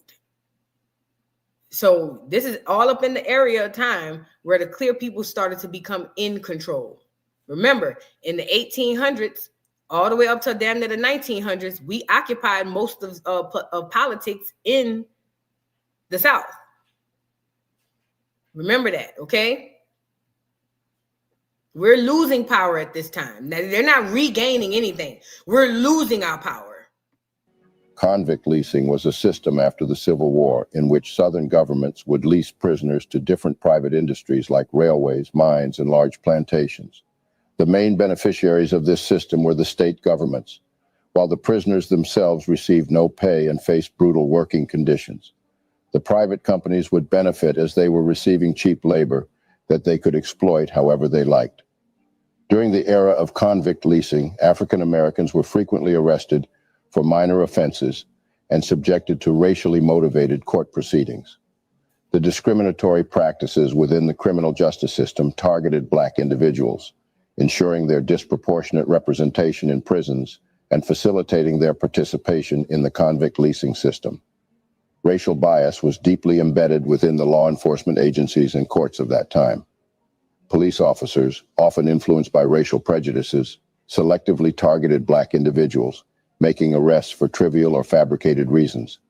African Americans were more likely to be stopped, questioned, and arrested than their white counterparts, creating an unjust cycle of criminalization.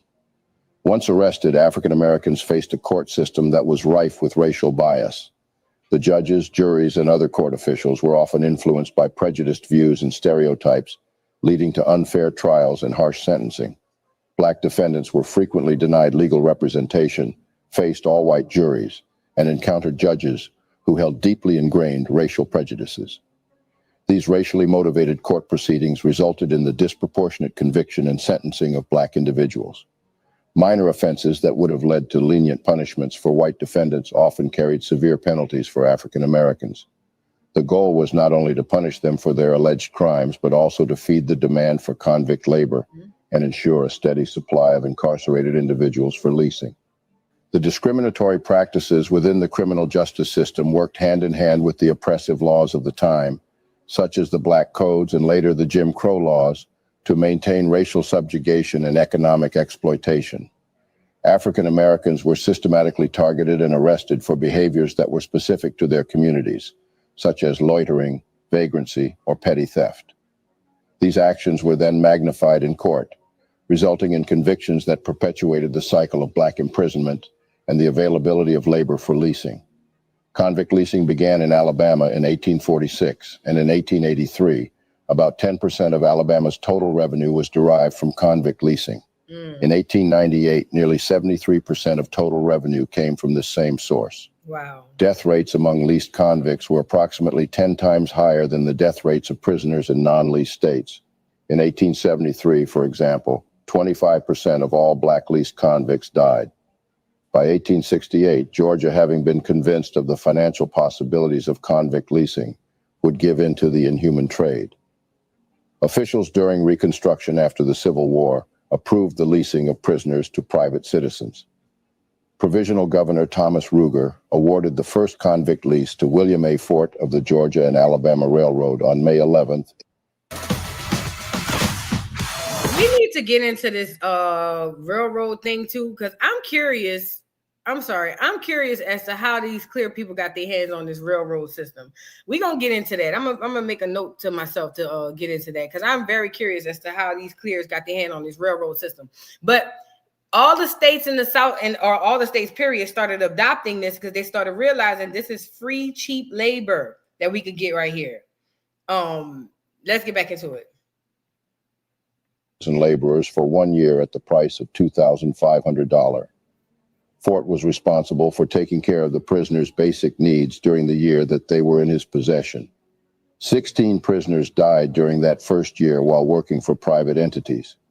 From the government's point of view, the program was successful. In 1869, the state decided to lease out all of the 393 prisoners in the penitentiary for no fee to the contracting firm Grant, Alexander and Company to work on the Macon and Brunswick Railroad.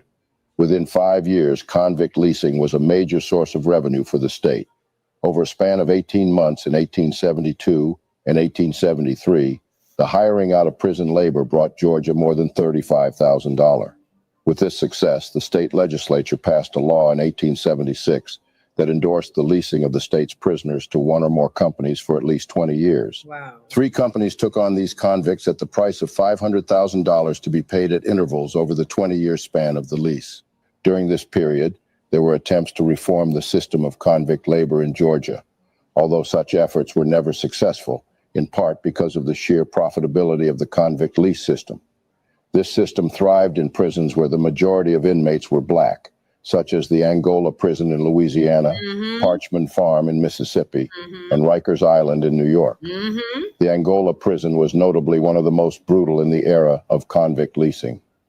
The prison played a significant role in the implementation of the convict leasing system, perpetuating the dehumanization and exploitation of black men who were essentially treated as slaves. The Louisiana State Penitentiary, more commonly known as Angola, is a sprawling 18,000-acre complex that confines more than 6,000 inmates. The prison sits in a land bowl surrounded on 3 sides by the Mississippi River, and on the remaining side by the rugged, often impenetrable Tunica Hills. It is said that the bones of the hundreds of slave inmates who died building the levee system protecting the land bowl from the mighty river, and whose bodies were left in the mud where they dropped, can be heard whispering in the sweaty darkness that engulfs the prison fields at night. Angola has been a slave plantation since its inception in the 1830s. It was named after the former Portuguese nation of Angola, located on the west coast of southern Africa, from which thousands of Africans were slave shipped around the world, with hundreds ending up in the new state of Louisiana. That's probably backwards. I don't know if a lot of y'all know this, but a lot of places outside of America are named after stuff inside of America. So for instance, they'll say India was first before the Indians. No. It's quite the opposite. Or they'll say Rome or Italy came first, and then, the Little Italy or all that stuff came second. It's the opposite way. So for them to say, Angola was named, the prison was named after Angola in Africa, that's probably not the case. They'll tell you that because they don't want you to know the origin of everything is here. But it's quite the opposite. It's actually flipped, up is down and what's down is up, kind of type. So don't let that fool you. Many of the ancestors of those slaves had actually arrived in the Louisiana Territory as early 1722. While Angola was still a thriving slave plantation, Louisiana First Prison was established in 1835 in Baton Rouge. It was known as the Walls, under the administration of Governor André Bienvenu Roman. By the time Alexandre Mouton became the state's 11th governor in 1843, the state called to be free and flexible and creative was really essential to what I wanted to make, and I didn't find a platform that did that. Offers were strapped for cash. Born on a slave plantation in 1804, Mouton understood the profits that could be made from slave labor. As a way to reduce state expenditures and avoid raising taxes, Mouton in 1844 established the convict lease system that allowed private contractors to use the free labor of the inmates in the walls in exchange for nominal fees to the state. It became a very corrupt and lucrative practice for the state's political system. The racist that he was, Mouton led Louisiana's secession from the Union in 1861 and was a devout member of the slaveholding Confederacy during the Civil War. 5 years after the Civil War, and with the collapse of its economy, the state of Louisiana awarded its convict lease system in 1870 to a former Confederate major named Samuel Lawrence James. James was a ruthless human profiteer. He became part of what Wall Street Journal journalist David Blackman called in his book, Slavery by Another Name, the Age of Neo-Slavery. It was an age when freed black men were hauled off into Southern prison confinement for little or no reason at all. To Major James, it was an age of profit. The year before James gained control of Louisiana's convict lease system, the 13th Amendment was ratified to the U.S. Constitution just 8 months after the Civil War. The amendment abolished slavery except as punishment for crime. The 13th Amendment gave Major James just to kind of give credence to what I was saying, y'all. Just to kind of give credence to what I was just telling y'all. Just so y'all know that, you know, we not just talking out the side of our necks. Look over here to prove that the origin of these places started here. Angola acquired its present boundaries only in 1891. An anti-colonial struggle that began in 1961 finally led to its independence in 1975. This is from Britannica. Angola acquired its present boundaries in 1891, an anti-colonial struggle that began in 1961. Now let's go see how old Angola prison is. Look, I'm just trying to show you that I ain't talking out the side of my neck. It says, in 1844, the state leased operations of the prison and its prisoners to Manhattan Pratt and Company, a private worldwide. It says, but before 1835, states were held in a jail in New Orleans. So in the early 1800s, Angola was in Louisiana. In the early 1800s, Angola in Africa didn't get its name till 1961. So just keep that in mind. That's a lot of stuff. Memphis, Egypt, all that shit. All that started here in America. All of it. Don't ever get it twisted. So I just wanted to show that to you. Now we can get back to the documentary because I'm going to show you a little piece of something else too as well. Everything started here, not there. Constitutional license to reimpose slavery on the Angola slave plantation through the convict lease system. In effect, the convict lease system provided the Confederate major with the same economic benefits as slavery. He even housed the black convicts in the plantation's former slave quarters. During his first 10 years with the convict lease, the major accumulated enough wealth to purchase the slave plantation in 1880. For the next 3 decades, James ruled over a brutal convict work system that left untold hundreds dead and buried in unmarked graves in the plantation's rich soil. Some died from illness, others from the rigors of forced slave labor, while others were either beaten or gunned down by James's prison guards. Major James's convict lease system was so profitable that the state of Louisiana purchased the plantation from him in 1901. The state then initiated its own profitable slave-styled penal enterprise, creating its brutal convict guard system in 1917 that allowed trusted inmates to carry guns to guard and clubs to beat inmates. Roughly 75% of the inmate population at Angola today is black, while the state's black population is slightly more than 30%. The sprawling prison plantation, as it is fondly called by locals, is still managed as a modern-day slave plantation just as it was in the mid-1800s. The inhumane practice of convict leasing inflicted significant and long-lasting effects on African Americans during and after the era of its implementation.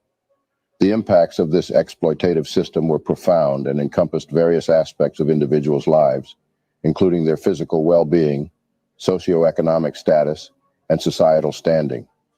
The physical conditions endured by those subjected to convict leasing were often brutal and hazardous. Long hours of labor in grueling environments, coupled with inadequate nutrition and health care, led to physical exhaustion, malnutrition, and rampant diseases.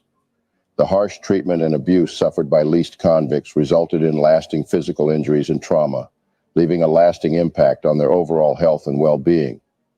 These conditions were so brutal that many mines and plantations had secret graveyards for men who had been beaten or tortured to their demise. Other convicted men were forced to fight each other, sometimes to their demise, for the entertainment of their supervisors. The psychological toll was equally devastating. The dehumanization, constant surveillance, and abuse inflicted on African American convicts caused psychological distress, eroded self-esteem, and perpetuated a sense of hopelessness. The trauma experienced during this period had long-term psychological effects on individuals and their descendants, contributing to intergenerational trauma within Black communities. Let me add this too. See how he said that they had graveyards? Because you got to keep in mind, these inmates or these prisoners, they don't have to care about them as their slave. Because as a slave, I have to buy you, I have to keep you up. But if you just a number, I can toss you aside and get another one. All I got to do is wait for the people to come in and bring me some more. Like, I have an unlimited supply of the Negroes. So they were able to whip these Negroes and even unalive them and bury them at the state penitentiaries. And guess what? You want to know how that's still relevant into this day?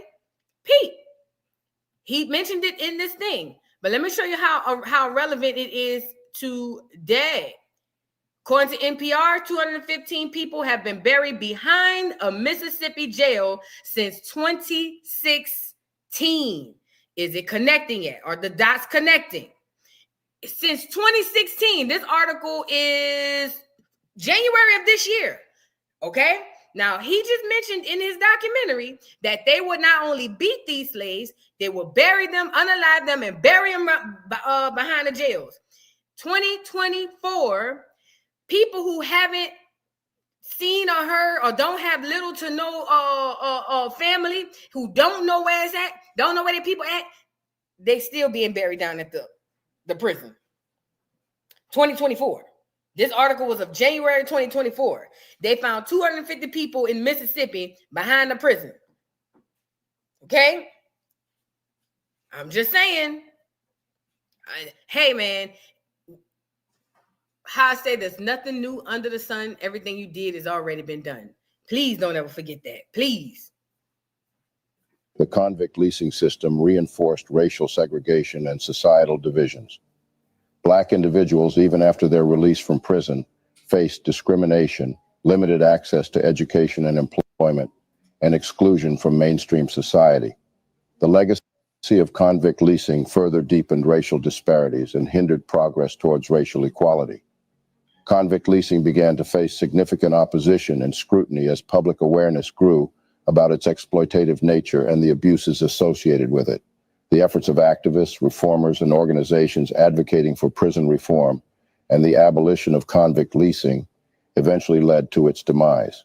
The precise year of convict leasing's abolition varied across states, but the practice largely ended in the early 20th century. No, it didn't. However, it is important to note that the abolition of convict leasing did not eradicate the systemic racism and discrimination faced by African Americans.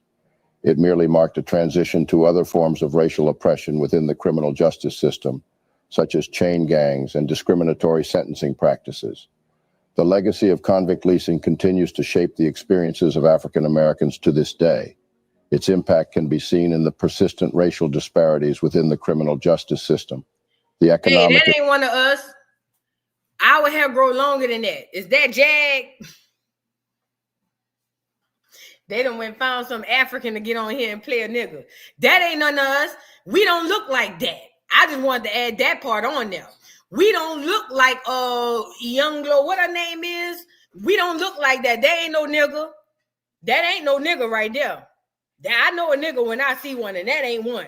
Okay? I just wanted to add that part. They always go get the African to come over here and play a nigga back in the day. That ain't no nigga. Okay? Our hair don't look like that. Unless you're Jag. I'm just playing. I'm just playing. I just wanted to put that part in there. Yeah. Inequities faced by Black communities and the ongoing fight for racial justice and equality. Recognizing this legacy is crucial in understanding the root causes of racial inequality and working towards systemic reforms that address the historical and ongoing injustices faced by African Americans. As always, don't forget to like the video, subscribe to our— So, convict leasing is still happening in 2024, you guys. Chain gang. You know about the chain gang, huh? Mm-hmm. You been in the chain gang? Oh, I'm about to say, is something you want to tell me? I ain't know. You know what I'm saying?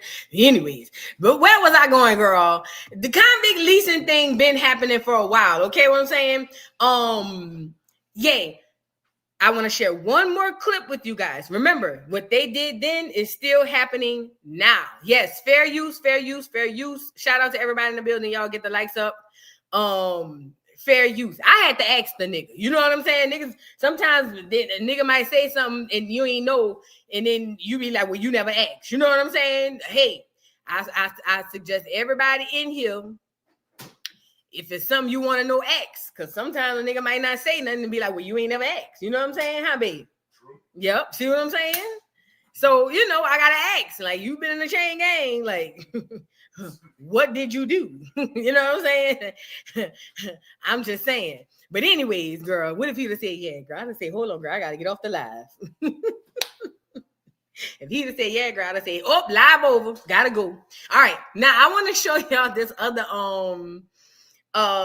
other video about some of the origins of this chain gang. Now, I'm only gonna play a little bit of it because I want to say this is like a documentary, like documentary. It's a piece in here I want to show y'all. Not this, not that. I think it's around up in this era. Let me see. Really, after 1874, what they come away with is that a sense that this is a really violent situation, and that there's not much we can do about it. And there's not much perhaps we even should do about it. African Americans seeking freedom could count on less and less help from the federal government, less and less help from sympathetic Northerners, and they could count on more and more and more animosity and attack from Southern whites.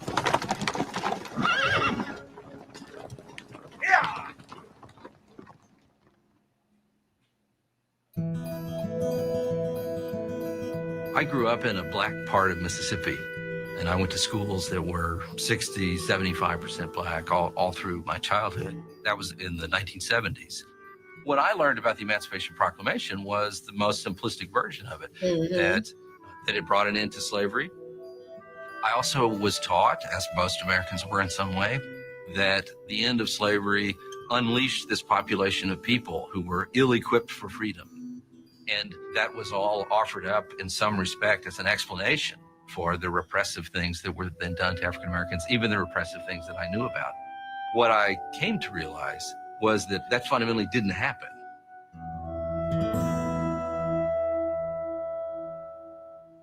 Fair use, fair use, fair use. With the end of Reconstruction, the nature of both crime and punishment in the South changed dramatically. In state after state and county after county, new laws targeted African Americans and effectively criminalized Black life. It was a crime in the South for a farm worker to walk beside a railroad. It was a crime in the South to speak loudly in the company of white women. It was a crime to sell the products of your farm after dark. Anything from spitting or drinking or being found to be drunk in public or loitering in public spaces could result in confinement. So there was an over-exaggeration of African-American criminality during this time period. It's not to absolve all prisoners from having committed crimes, but there were many trumped-up charges. One of the most infamous set of laws to come out of this period were the pig laws, passed in Mississippi, Georgia, Florida, Alabama, enhancing penalties for what had been previously misdemeanor offenses to now felony offenses. In Mississippi, theft of a pig worth as little as $1 could mean 5 years in prison. In Tennessee, hard labor might result from stealing an 8-cent fence rail. But the most powerful, the most damaging of all of these laws were the vagrancy statutes. In every southern state, you became a criminal if you could not prove at any given moment that you were employed. That's crazy. Under slavery, Most black crime was punished by slaveholders, leaving the courts to discipline whites. Now, only about 10% of those arrested were white. Now, what does this mean?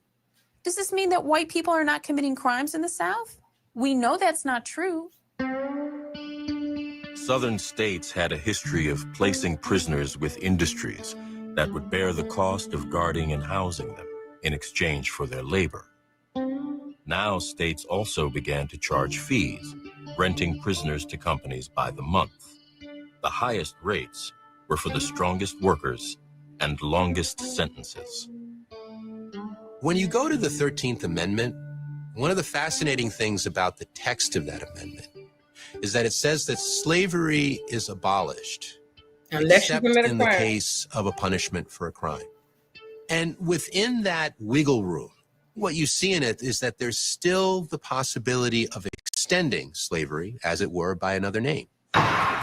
You know, I think what bothers me the most about these documentaries and this, how do you say? Well, what bothers me the most about these articles, these documentaries, is they talk about it in the past tense as if it's not still happening. And that bothers me. You know what I mean? Because this stuff is still happening. Like today, we just saw jail with the graveyard behind it. It's almost like if we say it didn't happen or it's done or it's finished on paper, then it is so. And that's not the case. It's the same thing with paper genocide with us. If we write it down, then it's true. Y'all ever seen the boy OCDA who said, once I write it down, that means it's true? That's literally what they're doing when it comes to this history. They're speaking of it in the past tense as if America does not make a large quantity of money off of slaves, aka prisoners. Like, I that's what I don't like about this. We got to talk about it like it is what it is today. Like it's still happening.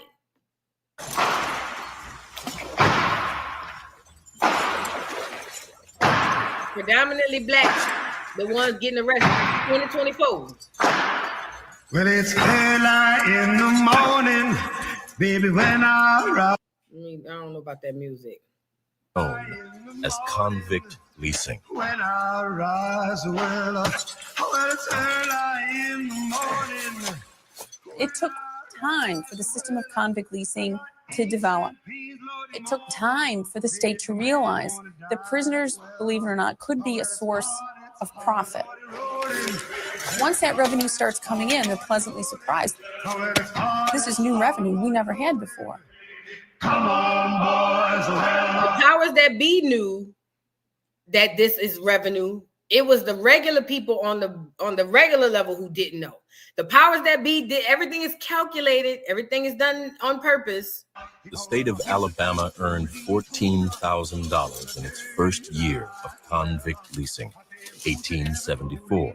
That's a lot of money. By 1890, revenue was $164,000, roughly $4.1 million today.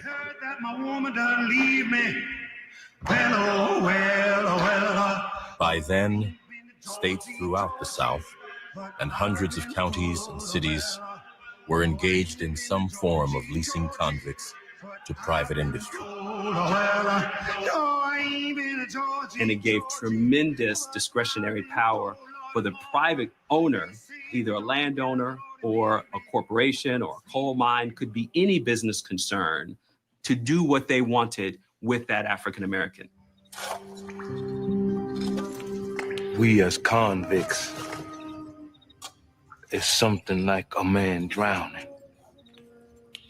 We have been convicted of felonies. I hate when they do these. And because of that, we have lost every friend on earth. In 1884, a series of remarkable letters was sent from the Pratt coal mines to Alabama's new inspector of prisons. Their author was Ezekiel Archie, now a 25-year-old convict. All these years of how we suffered, we have looked death in the face, worked hungry, thirsty, half-clothed, and sore.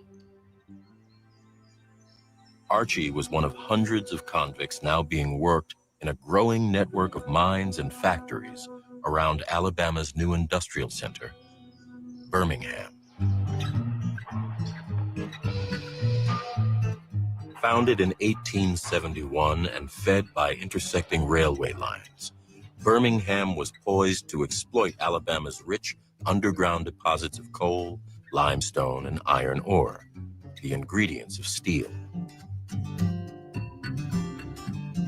This was the new industrial South, envisioned just prior to the Civil War by slaveholder John T. Milner.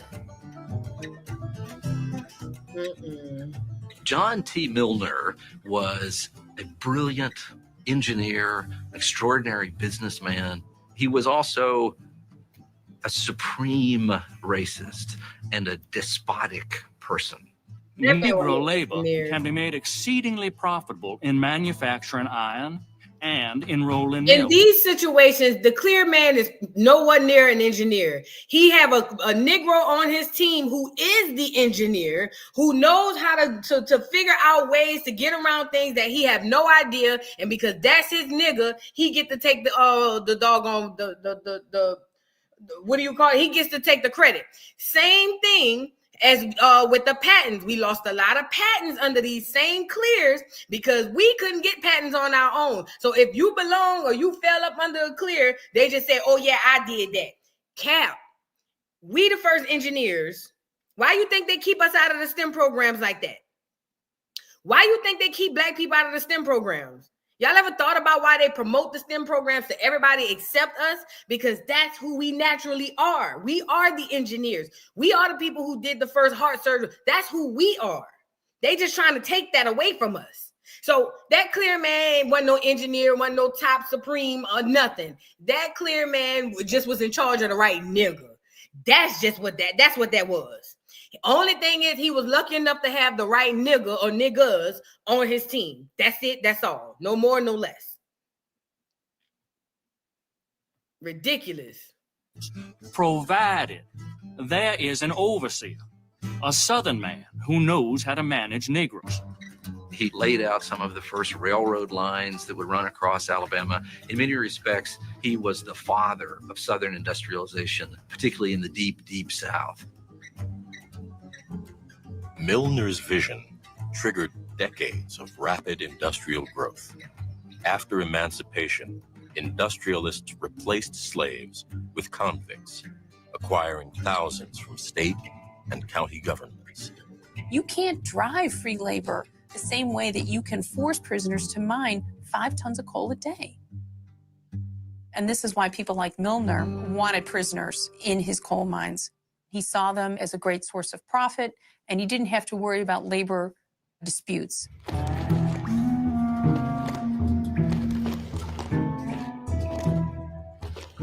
We would leave the cells around 3 o'clock a.m. and return at 8 o'clock p.m., going the distance of 3 miles through rain or snow. To describe the conditions in a coal mine at this time is to say that they're primitive is you can't even imagine it. This is a place where for weeks or months at a time, men might never see daylight. The mine was often filled with standing water around their ankles and their feet. They had to drink from that water. Disease ran rampant through these mines. They were incredibly dangerous places to work, being subjected to violent explosions, poisonous gases that were released as coal fell from the walls. In addition to the falling coal itself, Whippings, keeping people chained up, brutal kinds of physical torture, and mental abuse are the norm. A lot of the things that kept people in control under slavery are amplified under this convict system. Zeke Archie was one of about 500 convicts at the Pratt Mines near Birmingham, nearly half the company's workforce. They were overseen by J.W. Comer, the former slaveholder, whose enterprises now included convict mining. Just change the name. Comer's a hard man. I've seen them. I've seen them hit men 100 and 160 times with a 10-prong strap. Then say they was not whipped. When I learned about the brutality of J.W. Comer,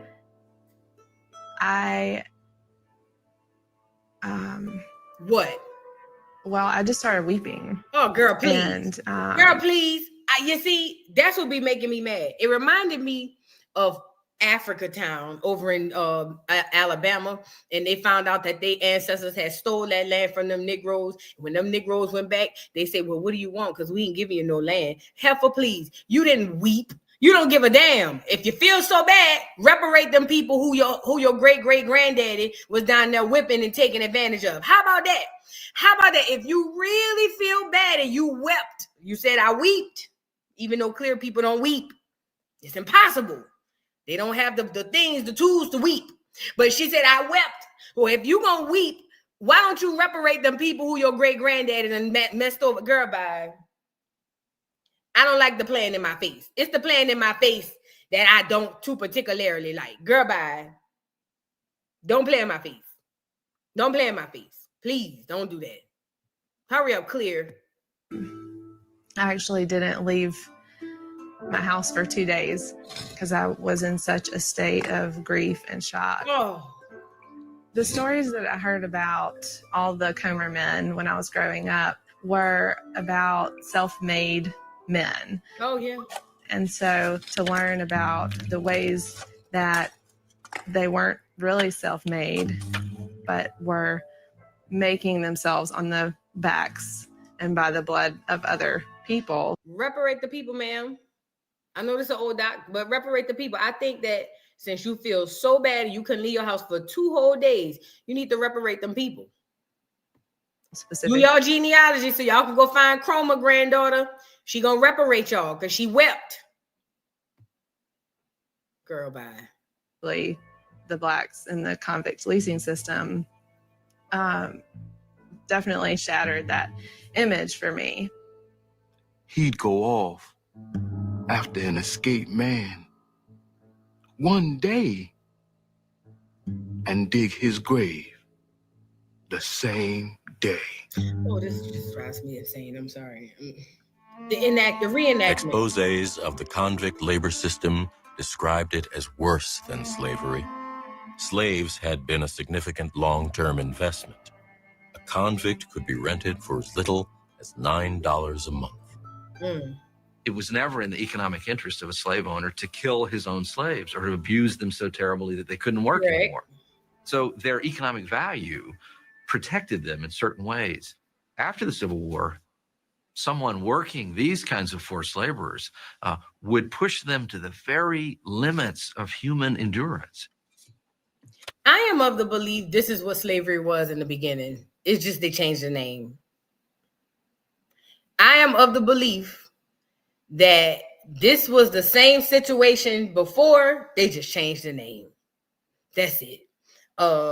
It was prisoners of war and also people who they deemed to be criminal that was around there enslaving the Negroes. Now, why is this important? I want you guys to see this because this is something that's still happening today, y'all. I don't want to go through the whole documentary. I can give you guys the link if y'all want to go back and watch it. I'll do that for sure. I'll drop the link for y'all for this documentary. But ultimately, the purpose of this was to show you guys that, hey, there's a lot of stuff that happened in the past that is still happening now. All they do is on paper say it's not the same, but it is. It's absolutely the same. It's no different. Only difference is they changed the name. That's it. Let me copy this. They just changed the name on it. Y'all fast forward the video to the end of the video. This our last giveaway for the year. This our last giveaway for the year. Fast forward the video. Press the 1 in the chat when you have fast forwarded the video because we about to do a giveaway. Y'all get the likes up on the video. Y'all fast forward the video to get to the end. Y'all, please, what's her name? Jay Ellis, if you are on here, I owe you a gift. Please contact Ms. Parker. The link is pinned to the email is pinned to the top of the chat. Make sure you contact Ms. Parker for your gift. Okay. Now we learned about convict leasing, and is everybody ready? Because we about to get into it. Because I got to get off here, girl. I'm in between braids. Can you see? I'm in between braids. I got braids in one place and not another, girl. I'm in between braids now. All right. I got to get down and braid my hair, girl. No Mario. All right. So if you won already, please allow somebody else to win. We want to make sure other people get a chance. So we're going to do 2 giveaways this week. Plus Jay Ellis. If anybody knows her, tell her I owe her a gift. If not, then, we'll catch her another time. So, okay. Convict leasing. We know that convict leasing was a situation that happened in the after the Civil War, post-Civil War, so post-1863, all the way up into the 1900s, right? A few things were taking place around that time, like the Great Migration in the early 1900s and other things of that nature. This is the question I have for you guys. Just put the answer to this question in the chat. All you got to do is put the answer to this question in the chat. A lot of Black people, or in Black men in particular, were arrested. They were arrested for petty crimes such as walking at night, walking without a purpose, walking alongside railroads, or not having job permits, basically showing that they have employment. Any little thing arrested these Black people. There was a law or a set of laws that were put in place to make this a thing, right? It was a law. It was a set of laws, I'm sorry. What were those laws? What laws dictated that you can't walk alongside Dago? Probably peculiar got it. The Black codes. It was the Black codes. It was the Black codes. Okay, thank you. Let me scroll up to make sure I didn't miss nobody. Let me scroll up to make sure I didn't miss nobody, because I've been missing people like crazy. It looks like you're the one, okay? All right, so it was the Black codes. The Black codes were put in place. Y'all fast forward the video. Probably peculiar. Make sure you hit up Miss Parker at the email pinned to the top of the chat.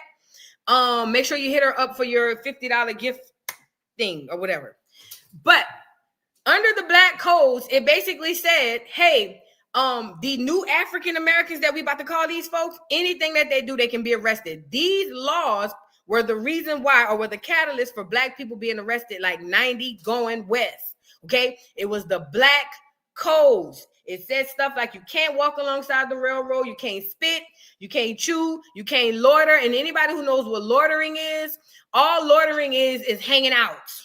So you in front of your door, you and your partners loitering, boom, you're in jail. You know what I'm saying? 5-10 years for stuff like that. So shout out to Probably Peculiar for that. Shout out to Probably Peculiar for that. All right, the second one, because I got to get off here, y'all. I absolutely have to. I hate to rush it, but I got to get off here. All right. The second thing we're going to go into, all right? Which one I want to use? I already used that one.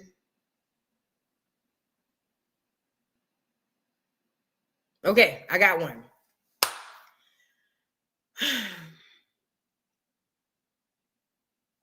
How do I want to ask that way, or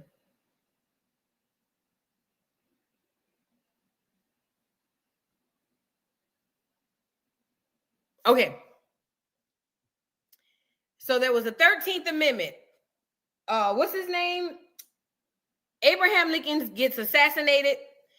The 13th Amendment passed, right? The 13th Amendment abolished slavery. That's what the 13th Amendment was for. It says all people will be free, with the exception of who? What was the exception? Not the who, but what were the exception for slavery at the time after the 13th Amendment? Dago. Thank you, Armand. You got it. Anyone who committed a crime. Anyone who committed a crime, you can go into slavery, okay? So yeah. So that's how you became a prisoner, aka a slave, through